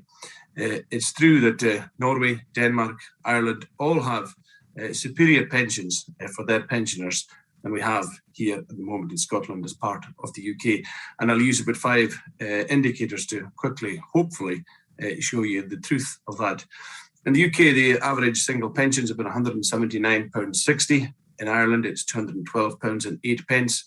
In the Netherlands, it's £254. And in Denmark, it's £366.14, which a pensioner can expect to get each week. Can we afford this? Well, the OECD average on pensions is about 6.5% of GDP is spent on state pensions. The UK spends about 4.7%, about 2/3 of that figure. Denmark is greater with 8%. Germany, another big country, is 8%. And Finland, another country the size of Scotland, spends about 10.5% of its GDP on state pensions. And when we compare, thirdly, pensions with average earnings, we see that countries are doing far better than the UK is doing. The UK has pensions that are about 28.4% of its average earnings. Ireland, higher again, 35%. Norway, 51%. And Denmark is able to provide its pensioners with a pension that's about 70.9% of average earnings, quite staggeringly, really. And incidentally, the OECD averages there are about 58.6% of average earnings in each state, and the EU provides pensions generally in each state of about 63.5% per member state. When we look further on pensions in a checklist comparison, the Merian CFA Institute of Global Pension Indexes ranks the UK as a C+ when it comes to pensions. Ireland and Norway achieve Bs, and the Netherlands and Denmark are As. Clearly, the UK must do better, and hopefully in Scotland, someday with independence, we should aim to match the achievements of these other countries, particularly those we've mentioned are about our size and doing far better. The one index, unfortunately, where the UK leads, and this is my 5th point, is that on pensioner poverty, with 14.9% of pensioners and people over 66 in the UK in poverty, far higher than in Ireland, double that of Finland, and 3 times that of Norway. This is clearly not a situation that pensioners in the UK will be looking forward to when they compare their chances of wealth and poverty in old age with those other countries that have been mentioned. All 5 indicators demonstrate there's slack in the system, and there's an awful lot of slack in the UK system. And when we compare what the UK intend to do by 2044 to 2046, with the highest pension age in Europe at 68, Ireland will be 66.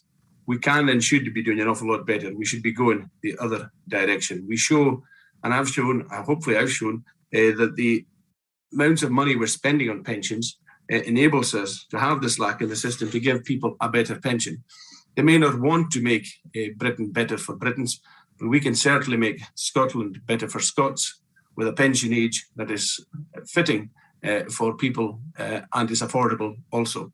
I think the final point to make is, of course, work longer if you want to, but there are many people with in jobs who can't work longer. I'm thinking notably of people who might work on fishing boats, building site labourers, those who work in some factories, nurses, and indeed many others. And they should be given the option to leave their work at 65 and not be forced to work on to the highest ages of work in Europe, which is why even the UK is important, and having aspirations after that for Scotland is doubly important. support the motion for pension age of 65. Thank you. Thank you, Convener. Hello again, Conference. This is another resolution which is topical given the events at Westminster over the past week.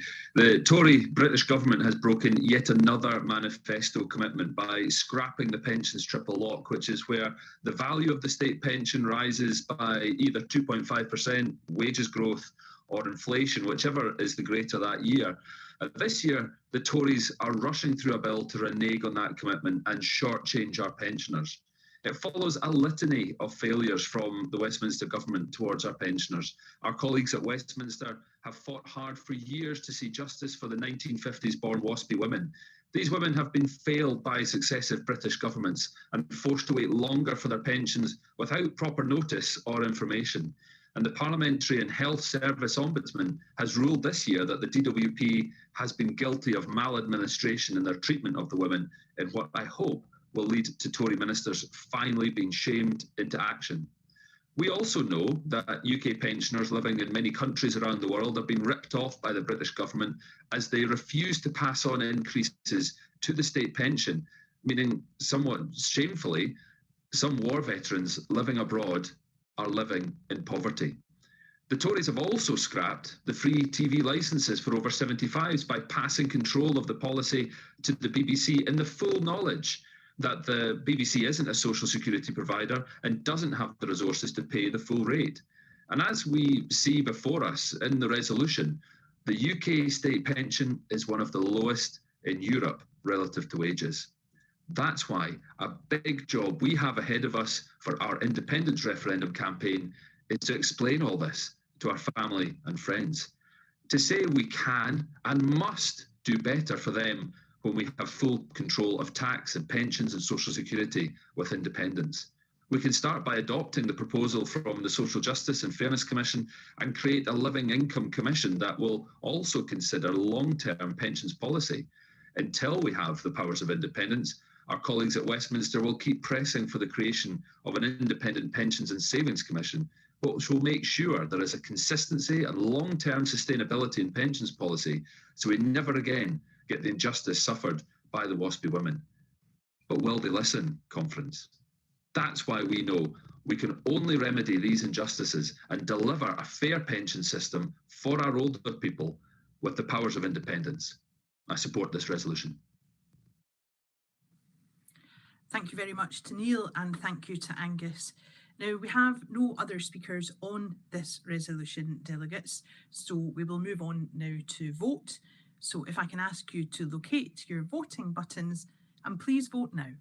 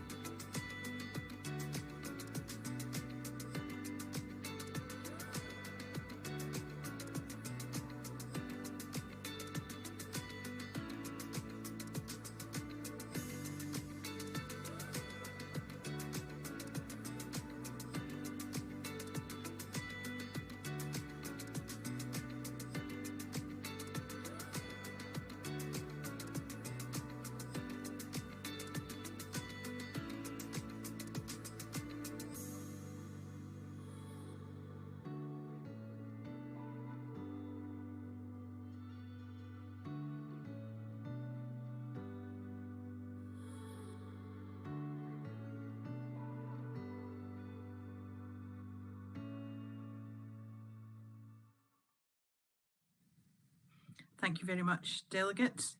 And for resolution number 16, entitled Pensionable Age, I can confirm that the resolution passes overwhelmingly by 502 votes to 12. And now, delegates, before we move on to our next resolution, we've got a great little video to show you, which is a short guide to digital campaigning. The independence referendum changed Scotland forever. People engaged with politics like never before, and the SNP's membership grew by almost 100,000.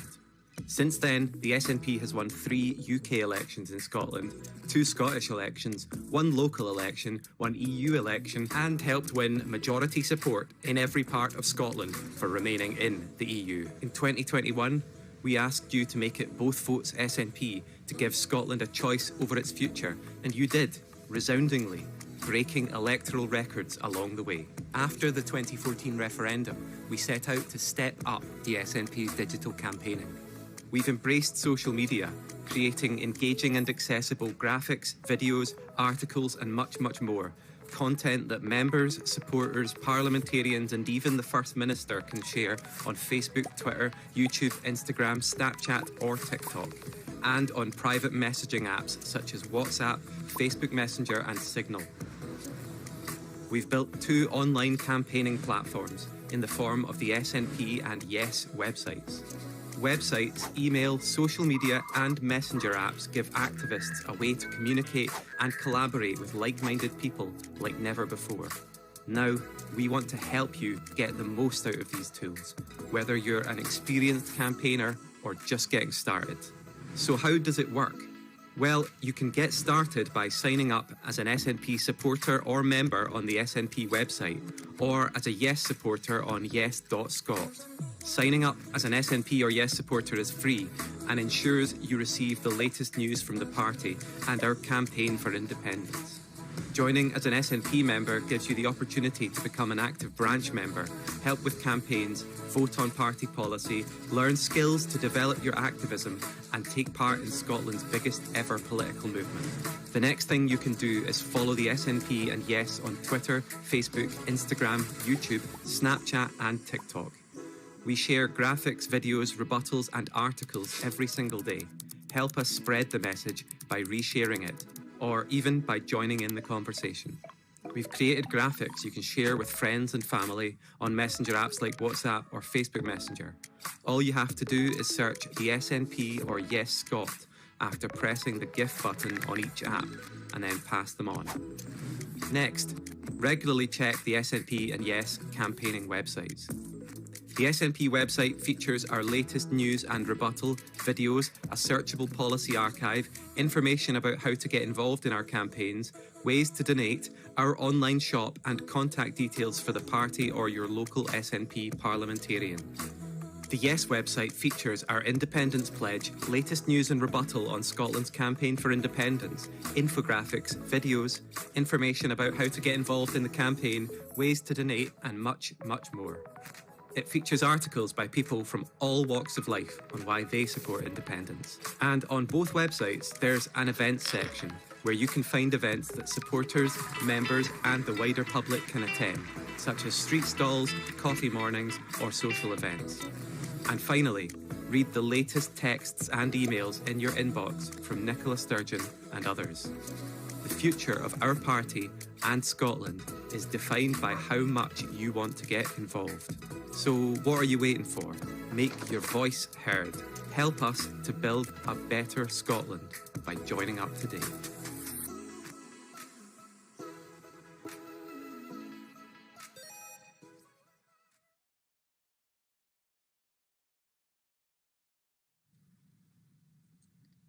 Let's go now to resolution number 17 conference.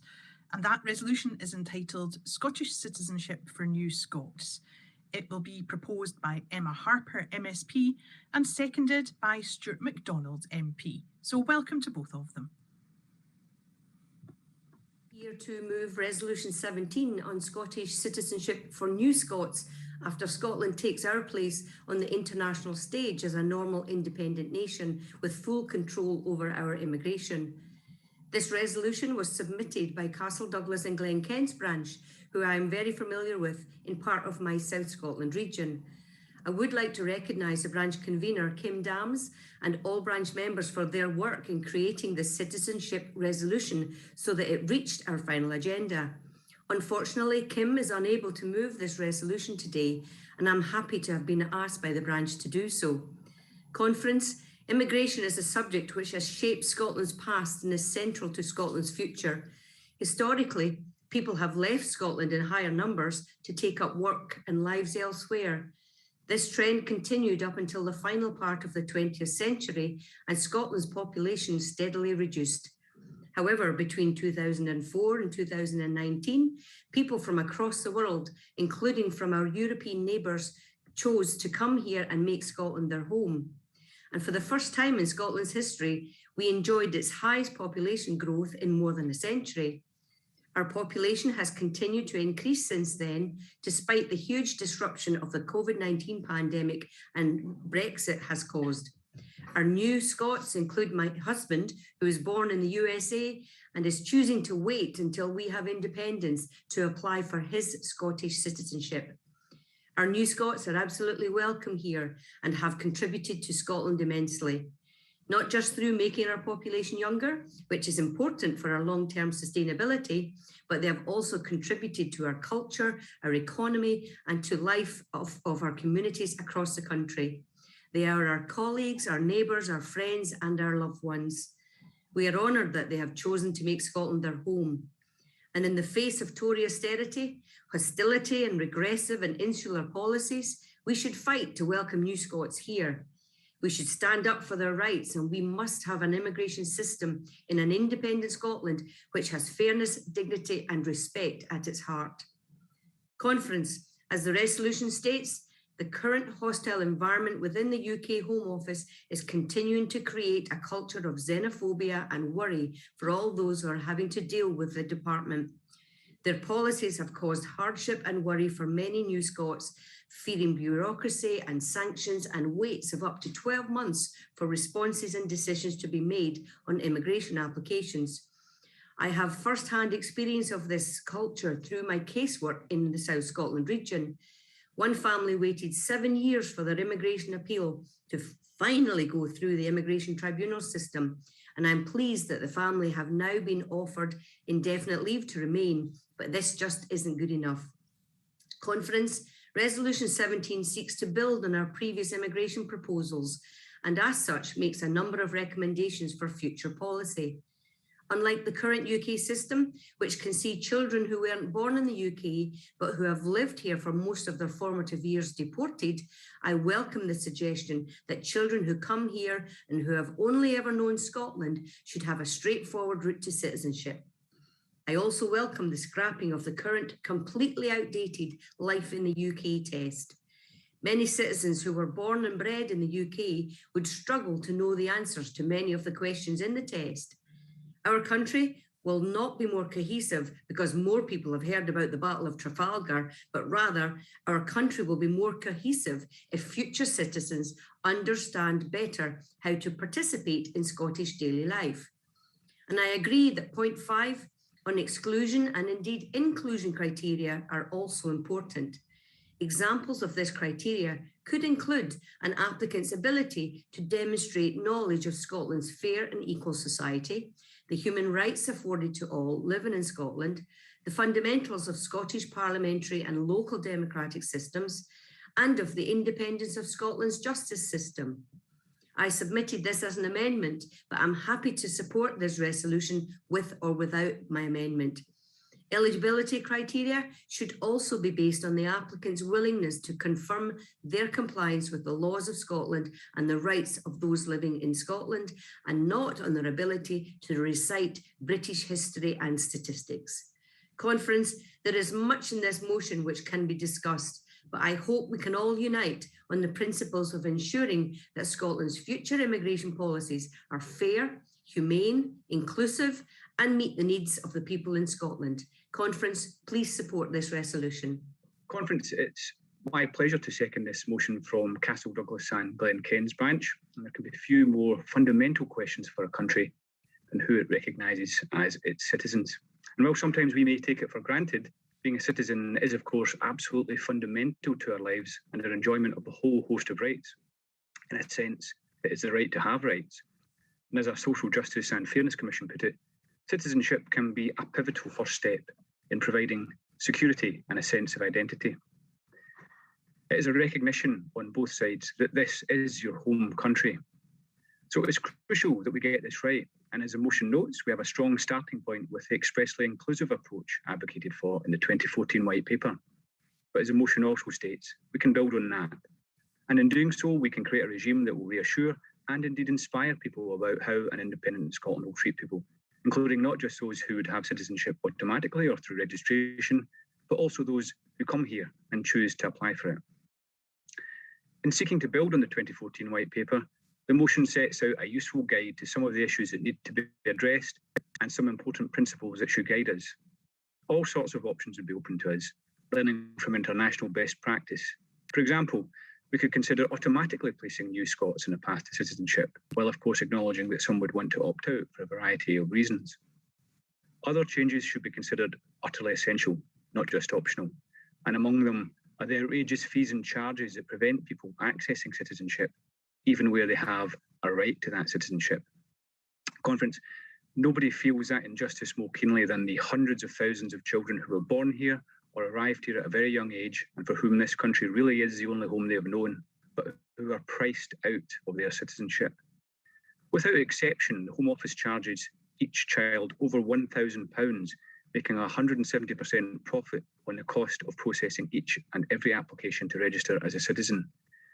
Many families simply cannot afford the fee, and children may be left without any status at all in the country they call home, subject to the full force of the awful, hostile environment.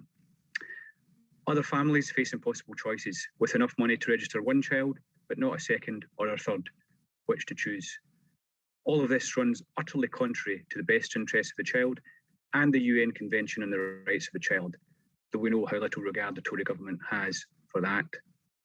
Conference, scrapping such outrageous fees is a no-brainer and a powerful signal about the type of country an independent Scotland will be.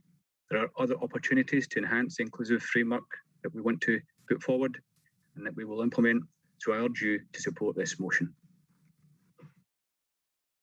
Thank you very much to Emma and to Stuart. Conference, our next speaker, speaking in favour of the resolution, is Claire Adamson, MSP. So welcome, Claire.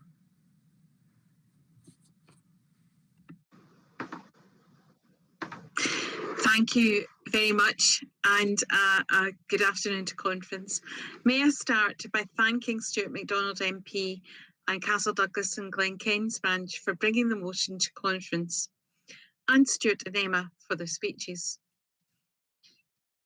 And today, this motion is so poignant following the incredible performance of Emma Raducanu yesterday. She truly is the epitome of a global citizen. This motion is a visionary example of the values possible in an independent Scotland. And in getting this right, we don't have to look very far to see when it is badly wrong. The Windrush scandal, the hostile environment are utterly shameful, and Conservatives, one and all, should be ashamed of these policies and the hurt and injustice that they've inflicted on those who have made their home here or who seek refuge here. This is your home and you're welcome are perhaps the most powerful words uttered by the First Minister. They mean so much to new Scots from across the globe. I had the absolute privilege of being taught by a Chilean refugee, Dr. Munoz, and his family fled Pinochet's regime. He was an expert, accomplished technology lecturer. He was an inspiration and a mentor to all those who studied under his tutelage. Similar stories are echoed over and over again as refugees play such a huge part in our civic lives, our society. Just look at our Glasgow girls. Fife miners fundraised to convert unoccupied miners' rows into homes for Chilean families, and the pipe band paraded the street as the family entered the new homes. That's what I call a Scottish welcome. And we have a proud history of it. In my own constituency alone, I have lived with Vietnamese, Congolese, Syrian families that have been supported throughout their time here. And I'm sure we will be welcoming Afghan refugees very soon. But that support, our welcome, isn't all about pipe bands. Scotland has stood apart from the rest of the UK when we extended the right to higher and further education to the children of asylum seekers. That was action, tangible, affirming, and positive support to those who chose to live in Scotland. How much more we could do, as laid out in this motion, with the powers of independence. Conference Scotland needs migration. We need more people to choose Scotland as their home for our economy, for our communities, for how their presence enriches our communities and our country. To be a new Scot, you should not need money. You shouldn't need to pass an arbitrary test or jump through impossible hoops to prove you're legitimately here after giving years of living and contributing to our country's wealth and prosperity. And no one should have their potential judged, their skills rated, or their professional ability judged by how much they earn or how much they have in the bank. Conference, please support this motion. Thank you, Claire. And delegates, our next speaker, speaking in favour of the resolution, is David Burkett of Peterhead branch. And David is another first-time speaker at conference. So welcome to you, David.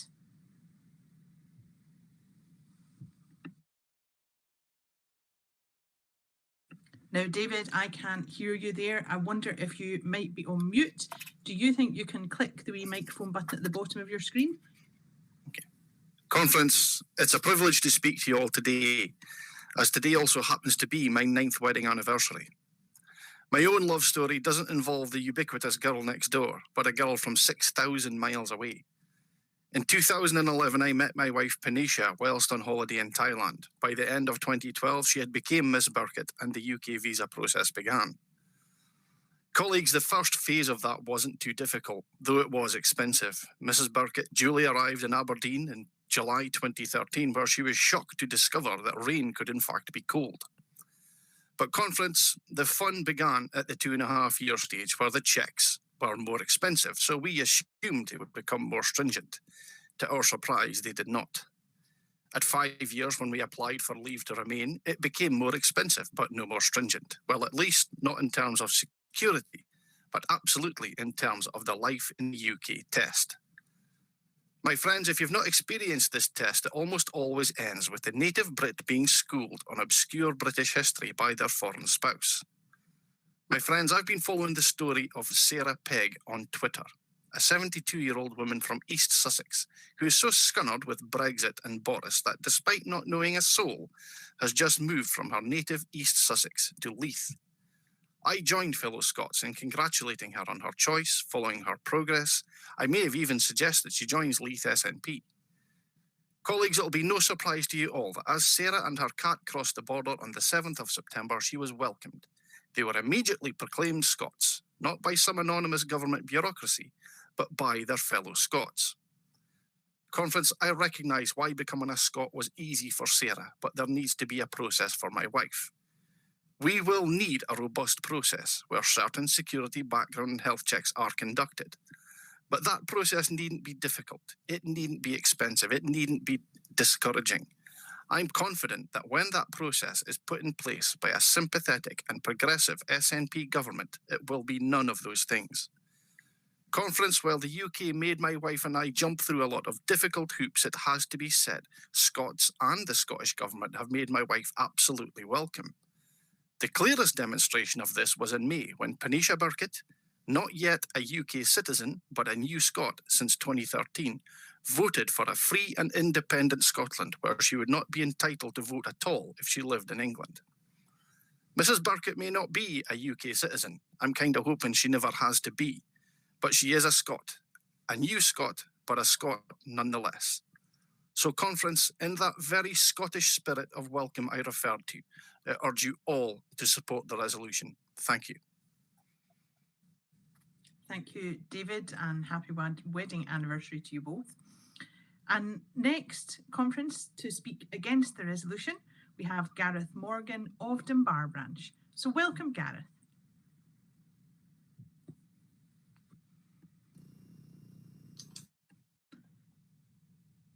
Now, Gareth, I'm not hearing you either. Thank you, Convener, and thank you for the opportunity to speak on this resolution. You'll realise from my accent that I was not born in Scotland, and in fact I lived 60 years in England before I had the privilege of coming to Scotland. So I'd like to think of myself as a new Scot. And when I saw this resolution on the agenda, I thought, yes, this is brilliant. This is just the sort of thing that the SNP conference should be voting for in terms of party policy. And I read the first 4 paragraphs of the resolution and I found myself in full agreement. There are great sentiments in this resolution and in principle, I support it to a great extent. And thank you very much to those who brought it and to the previous speakers whose points I fully agree with. But when I got to the 5th paragraph onwards, I started to have a few concerns about where this is sitting in terms of the detail. We quote in the 5th paragraph the policies that were in the Scotland's Future document, but of course that was in 2014 or published at the start of that year in preparation for an IndyRef when of course Scotland and the whole of the UK were still in the EU. We now find ourselves in a totally different situation where we have all lost our EU citizenship at the start of this year or arguably from the 31st of January last year, unless we happen to have the benefit of citizenship of another EU country. So I found it extraordinary that a resolution should be brought on the whole issue of citizenship in Scotland without any reference to EU citizenship.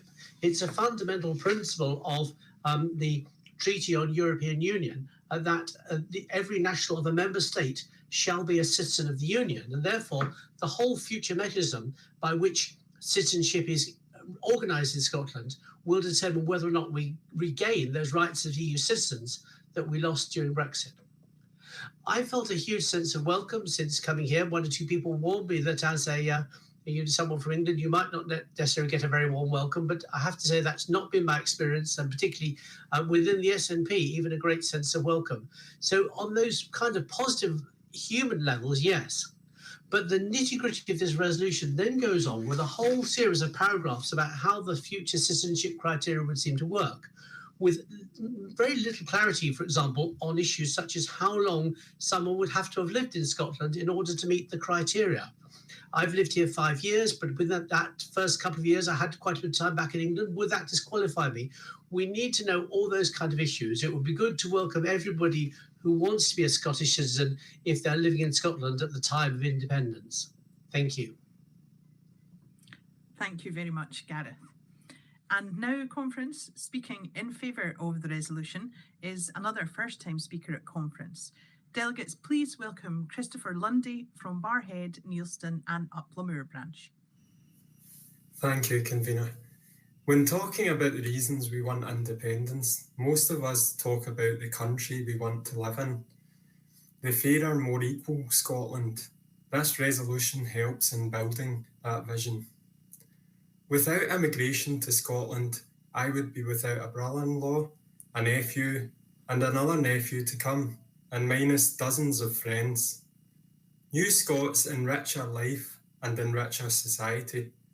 When asked about what things should change in an independent Scotland, one of the first things that come to mind is the cruel immigration system imposed by Westminster. I will never forget when my nephew was a baby, sick and in hospital. His father was kept thousands of miles away. This is not what we want in an independent Scotland. We want a system that recognises the importance of new Scots, a system which allows people who have chosen to come, live and work here to be welcomed. Before the experience with my brother-in-law, immigration was alien to me. I did not understand just how bad the hostile environment was. I think we must be bold in our policies. The framework for Scottish citizenship will solve a lot of the issues facing those who choose to call Scotland their home. The UK government's policy continues to tear families apart, charge people extortionate fees, and put families in extremely difficult positions. Something Claire mentioned earlier about the winning of the US Open by Emma Raducanu made me think about the contributions that people who have chose to make Scotland their home. These new Scots are our friends, our colleagues, our idols in sport and culture. It's time that we recognise new Scots as Scots and build a progressive immigration system and an independent Scotland. Please support the motion. Thank you very much, Christopher. And our final speaker on this resolution is Sarah Chung from Edinburgh Central Branch. So welcome to Sarah. Thank you, Kirsten, and to everyone at conference, and hello again. I would like to thank Castle Douglas and Glenkin's branch for bringing this motion to conference. It comes as no surprise to everyone that I am speaking in favour of this motion, because on day one, when, and I mean when, not if, we get independence, we unfortunately will be inheriting a broken and cruel immigration system. But I want to speak to highlight just point number 6 in this motion, because I feel we may need some further discussion in order to ensure that we do not repeat those same cruel incidents as we saw by the UK government. And if you're wondering what are those cruel incidents, they are very helpfully highlighted in motion 13 by the fabulous MP for Glasgow North East, Anne McLaughlin, and Councillor Graham Campbell. The reason why I want to point your attention over to number 6 is that whilst it highlights how Scotland is a welcoming country, we still need to listen to those who went through the harsh and cruel procedures of the Home Office. Because honestly, if we don't, we don't give them a safe space to talk about their experience, then we go down the same mistake as what UK government did. In addition to this, and I am actually kind of not very happy to see that my amendment was not included in it, I also hope that we also include important NGOs such as the Scottish Refugee Council, Rainbow Migration, and many more, as they are in regular contact with those who need help. Now, I understand people will be asking, why now? Why do we need to talk about this? Why not discuss it after?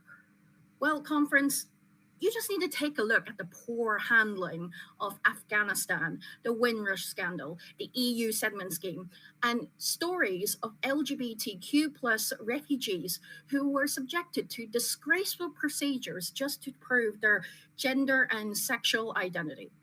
Now, conference, do we want to inherit this scheme from day one, knowing with this knowledge in mind? Or do we want a Scotland that is welcoming, inclusive, and willing to listen to the stories, which you actually can find in your affiliate groups? Conference, I ask of you to please support this motion. Thank you. Thank you very much, Sarah, and to all of our speakers.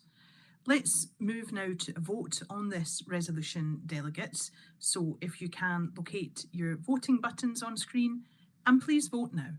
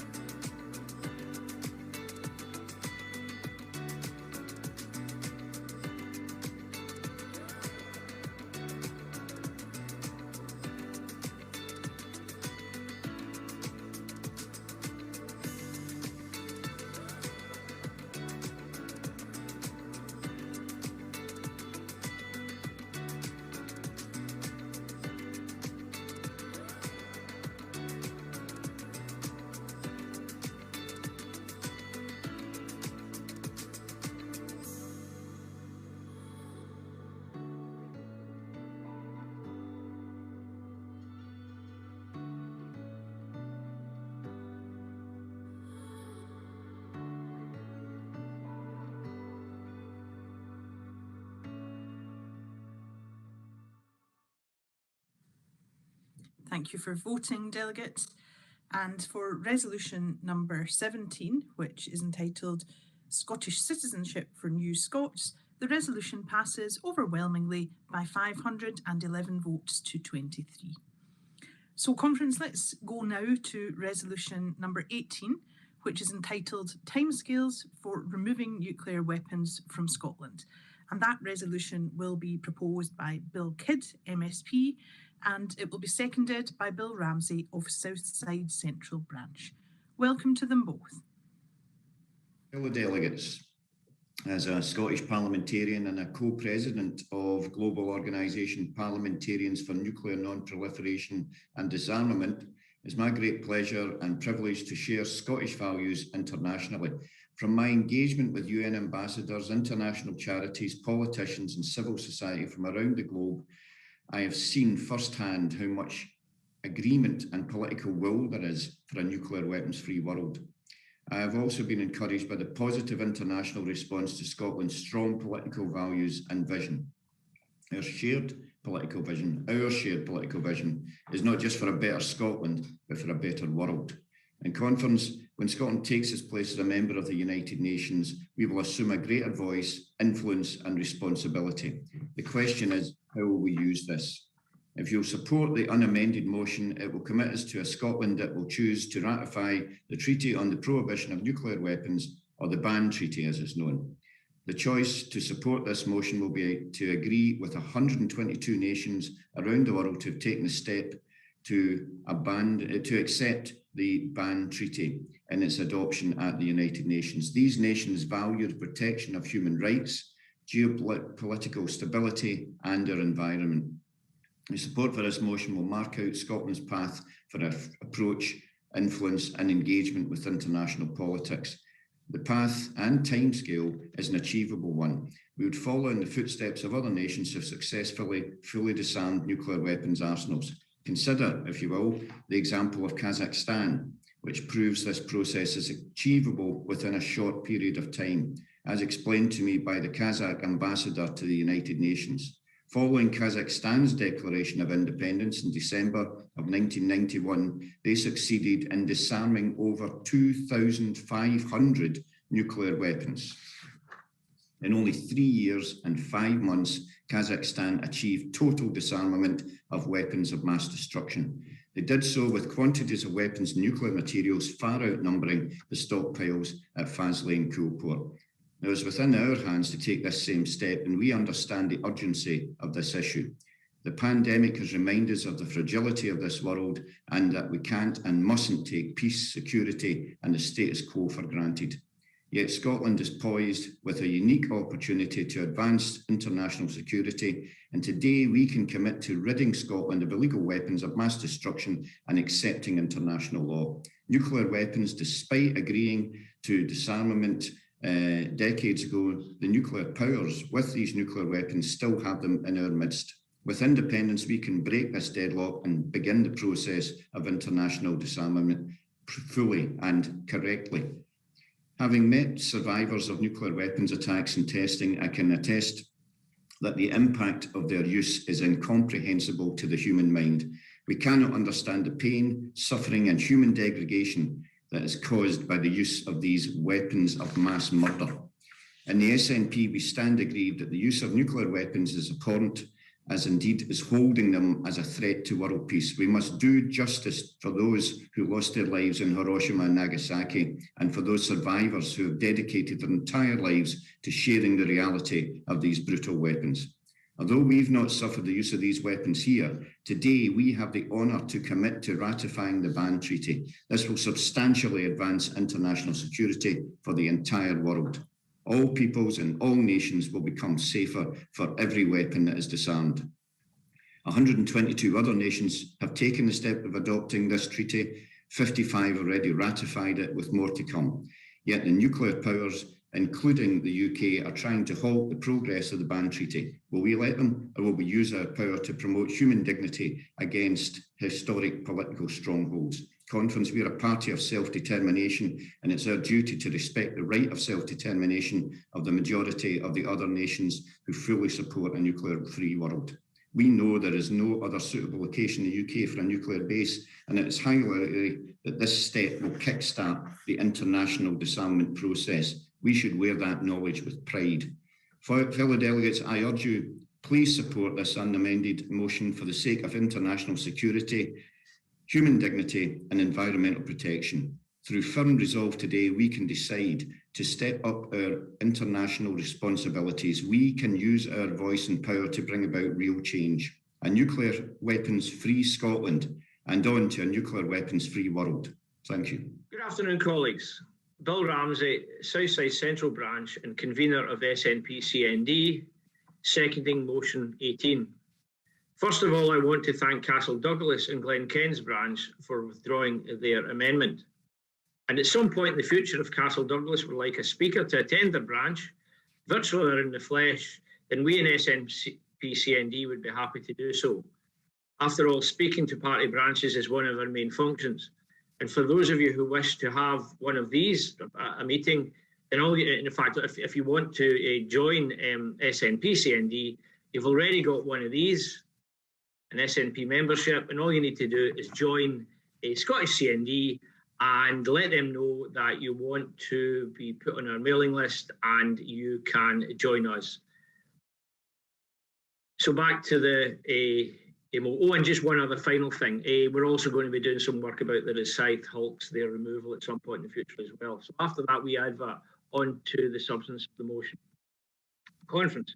In passing this motion, you, the members of the SNP, will be giving substance to the decision of every SNP candidate in this year's Scottish parliamentary elections, when they endorsed the I Can parliamentary pledge.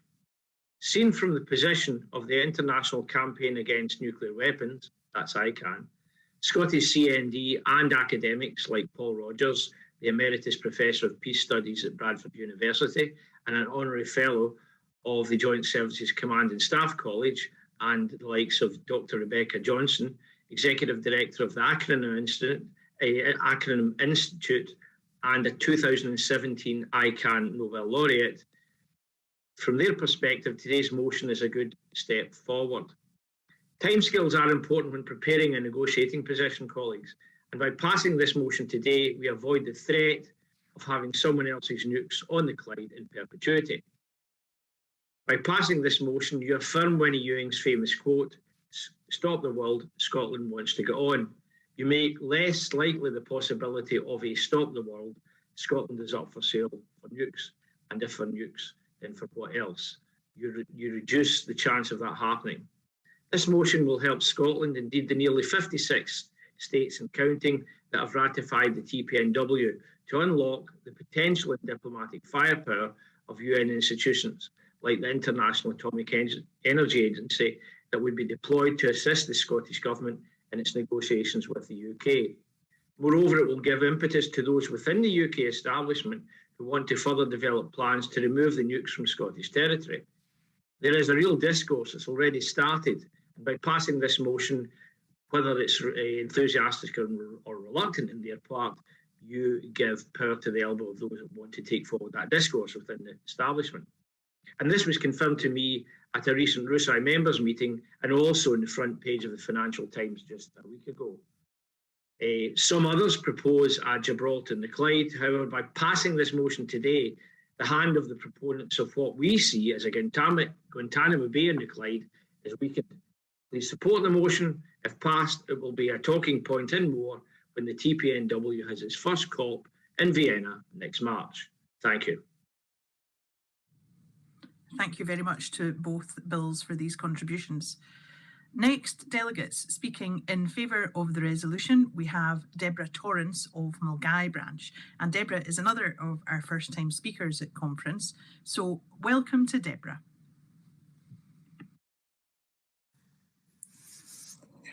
Hiya, conference. Thanks very much for giving me the opportunity to speak in this, and thanks to the movers of the motion. As a member of Scottish CND and SNP CND, I'd like to speak in favour of this resolution on behalf of the SNP Socialists and my branch. We must be unwavering in our stance as a newly independent nation to get rid of nuclear weapons. Our intentions must be clear in opposing the housing, hosting or use of nuclear weapons of indiscriminate mass destruction.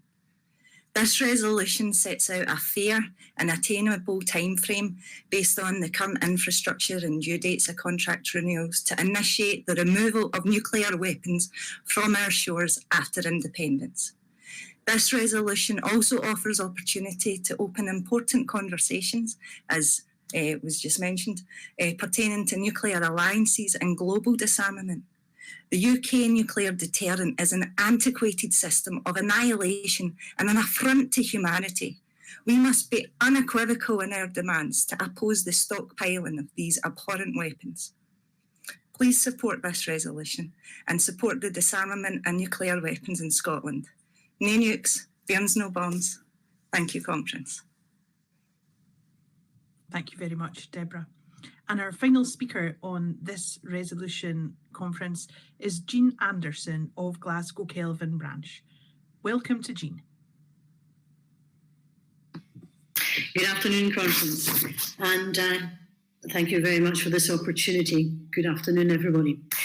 Thanks to the Bills for a good introduction, and many thanks to Deborah for a great, clear and enthusiastic speech. You're just what we need.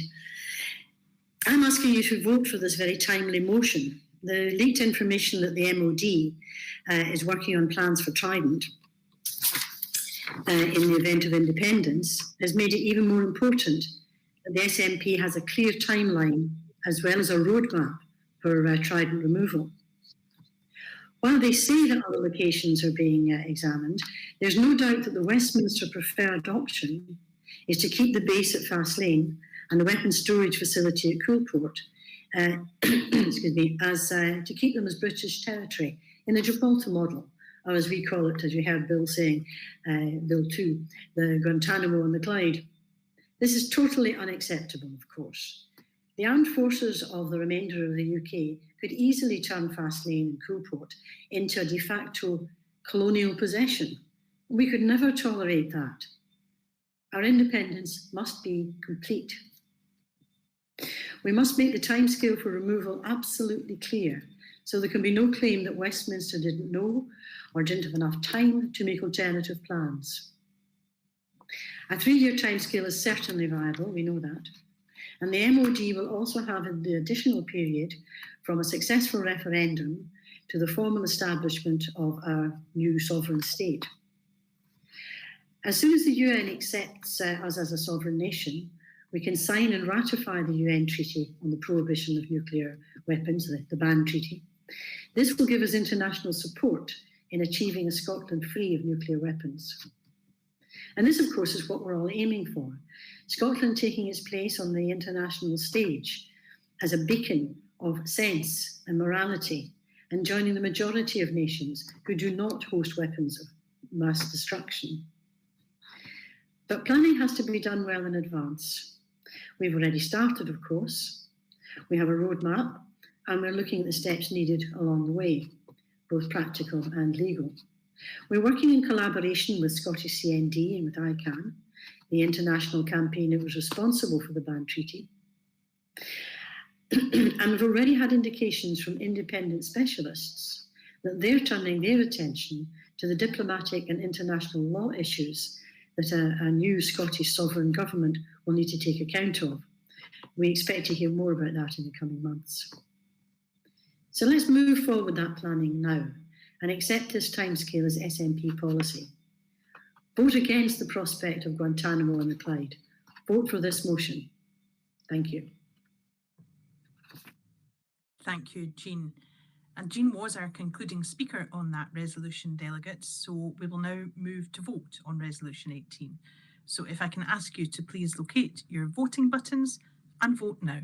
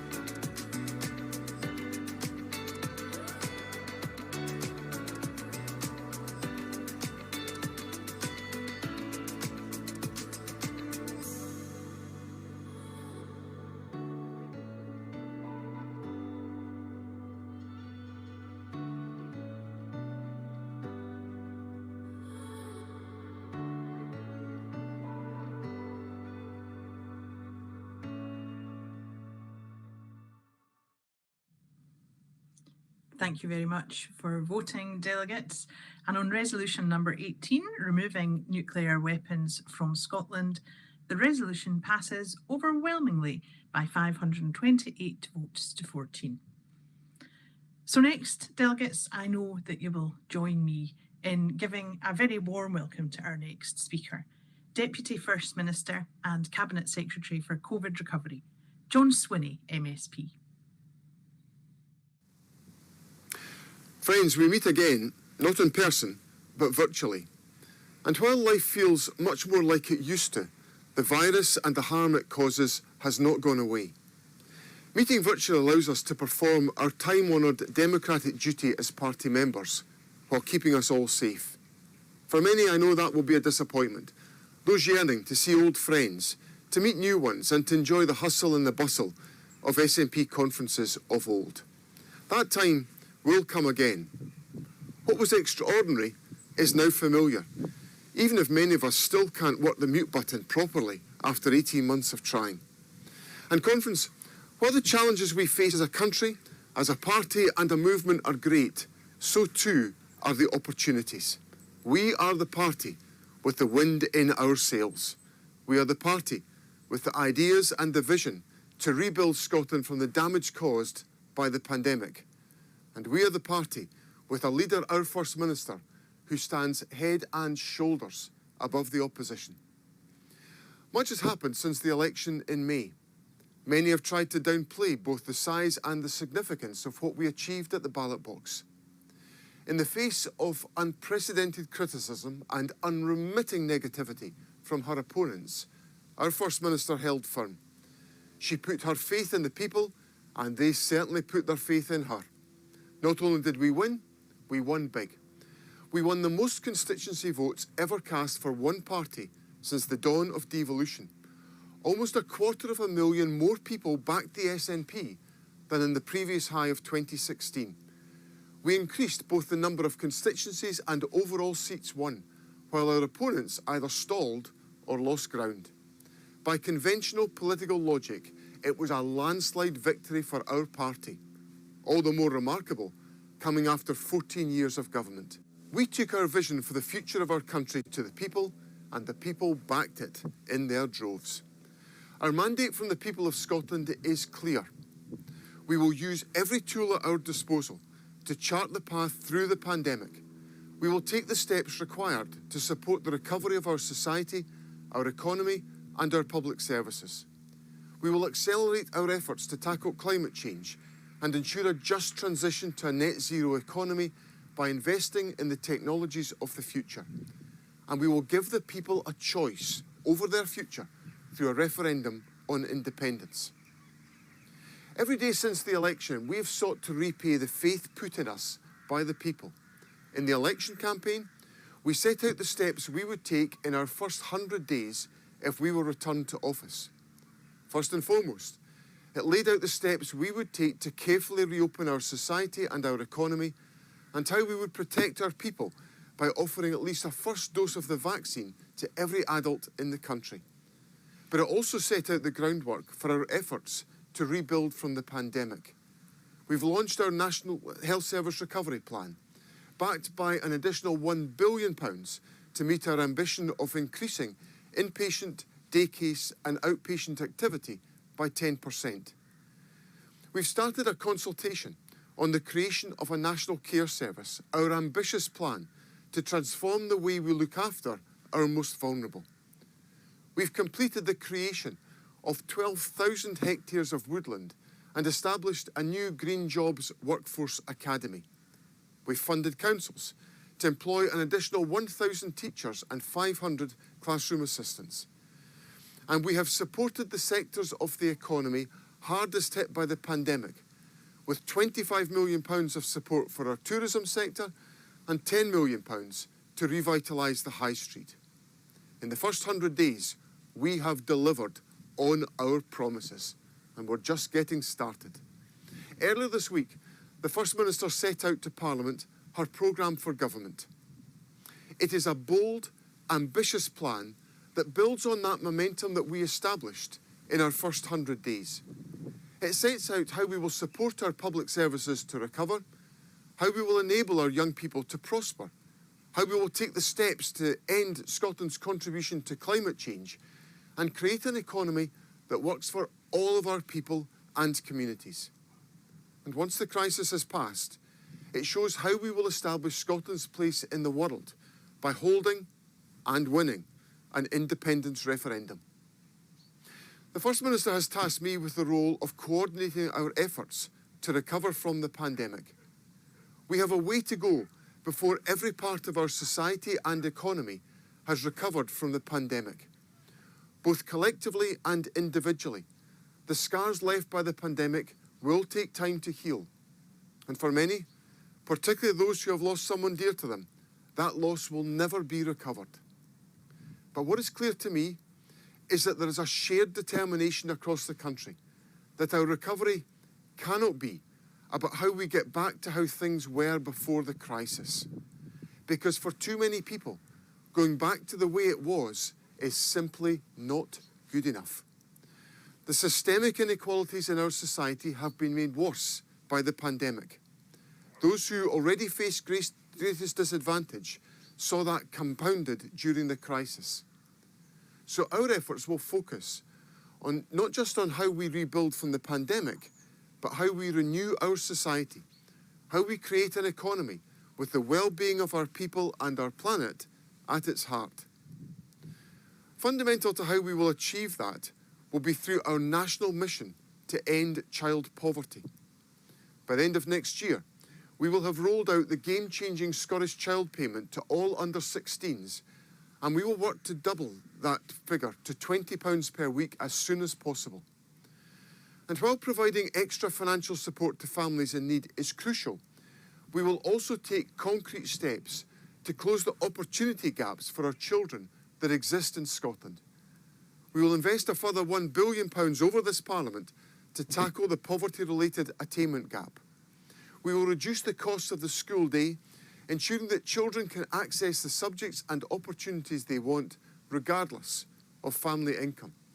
We will expand free early learning and childcare to 1- and 2-year-olds, starting in this Parliament with children from low-income households. Every power at our disposal will be used to its maximum to drive our recovery, supporting public services, improving well-being and driving investment to create new, good green jobs. In delivering on our ambitious programme for Scotland, we have, with the overwhelming endorsement of the party membership, entered into a new partnership with the Scottish Green Party. The Bute House Agreement represents a new way of doing business. Such an agreement has required a boldness of leadership from our First Minister. Having handsomely won this election, this agreement was not required to keep the SNP in office. But the First Minister recognised that our politics and our country were better served by seeking a fresh approach, leaving our comfort zone in an effort to reach consensus. It represents a historic formal cooperation agreement between our two parties, agreeing to work together where we can, recognising the substantial alignment of our ideas, while acknowledging that on certain issues we will still disagree. Together, we have committed to building a greener, fairer and independent Scotland. We will increase investment in efforts to tackle climate change, ensuring 10% of the transport budget is spent on active travel. We will invest £1.8 billion in energy efficiency and renewable heating over the course of the Parliament and deliver a 10-year, £500 million Just Transition Fund for the North East of Scotland and for Moray. We will enhance tenants' rights, implement a national system of rent controls and deliver 110,000 new affordable homes by 2032. And together, once the crisis of the pandemic is over, we will give the people the choice in an independence referendum. Of course, as the First Minister has made clear, by reaching agreement with the Greens, we are not closing the door to working with other parties. If they want to join us in delivering a more open, more constructive and more European style of politics, our door is open. But if they want to continue their role as negative naysayers, the parties that oppose everything but offer nothing, then they will simply be left behind. Through our agreement with the Greens, we are demonstrating that a new, constructive, collaborative politics is possible. That openness and inclusiveness is in stark contrast to the rancour and the divisiveness that we see on show day in and day out at Westminster. Having emerged victorious from their internal party civil war with the Pyrrhic victory of the hardest of hard Brexits, the Tory right have a new target in their sights. When they said they wanted to take back control, they didn't just mean from Brussels. They also meant from Edinburgh, from Cardiff and Belfast.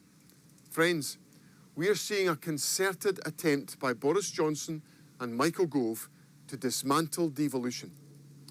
Removing powers from our Parliament and bypassing the Barnett formula on funding decisions.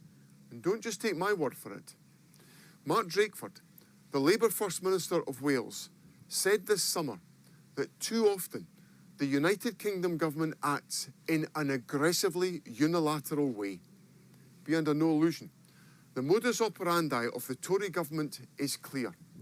They will cut our budget, diverting funding to pork barrel pet projects in Tory-held seats. They will plaster the country with union flags, and they take every opportunity they have to undermine the Scottish government. But the problem they will face with their muscular unionism is that they do not have the brains to match the brawn. The more people see the UK government interfere in devolved matters, the more they will see just how incompetent they really and truly are. Friends, there is perhaps no greater example of how the Union has failed Scotland than the sorry saga of Brexit. Despite the warnings, despite it being against the will of the people of Scotland, and in the grip of a pandemic, the Tories pressed ahead with the hardest of breaks.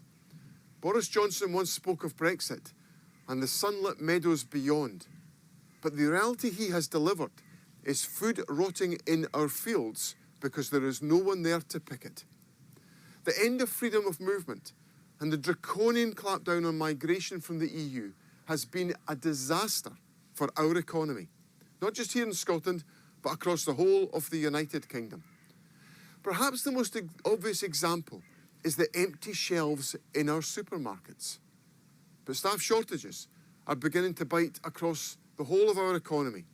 Last month, we saw the quite extraordinary news that the NHS in England had to tell GPs to cancel blood tests due to an acute shortage of the supply of equipment required. Every sector will feel the chill wind brought on by Brexit, and there is no end in sight. The Tories are unwilling and unable to take the steps required to fix the problem that they themselves have created. The UK is facing a winter of discontent, and Westminster isn't working. This week, in the course of the debate on the programme for government, we heard the predictable cries from the opposition that we must abandon our plans to allow the people of Scotland to choose their future in an independence referendum and focus all our efforts on recovering from the pandemic. This line of argument ignores two key facts: the overwhelming mandate we won in May's election, and that without the powers of independence, we will not have the tools at our disposal to forge that recovery. Without independence, key decisions on Scotland's recovery will be taken, not here in Scotland, but by Boris Johnson and the Tories. Without powers over employment law, we will not be able to eradicate low pay. Without control over the benefits system, our efforts to eradicate child poverty will always be at the mercy of Tory cuts to universal credit. Without tax and borrowing powers, our public services will always run the risk of a return to Tory austerity. Friends, we will always use the powers of devolution to their maximum. But if we really want to become a greener, fairer and wealthier country, we must become an independent country. That is the ambition for Scotland we are all determined to deliver. Thank you very much, John. Delegates, that has come to the end of our agenda for today. But there's still plenty to see and to get involved in the exhibition area or the fringe area. Fringes include Friends of the Earth, Meet the Policy Development Convener, Meet the BAME Convener, and an organiser's surgery. And I hope that I'll be seeing some of you shortly on Blether. We'll be kicking off again at 10:30 tomorrow with a speech from Shona Robison, MSP, but the fringe events start from 9:15 a.m. We'll look forward to seeing you all then.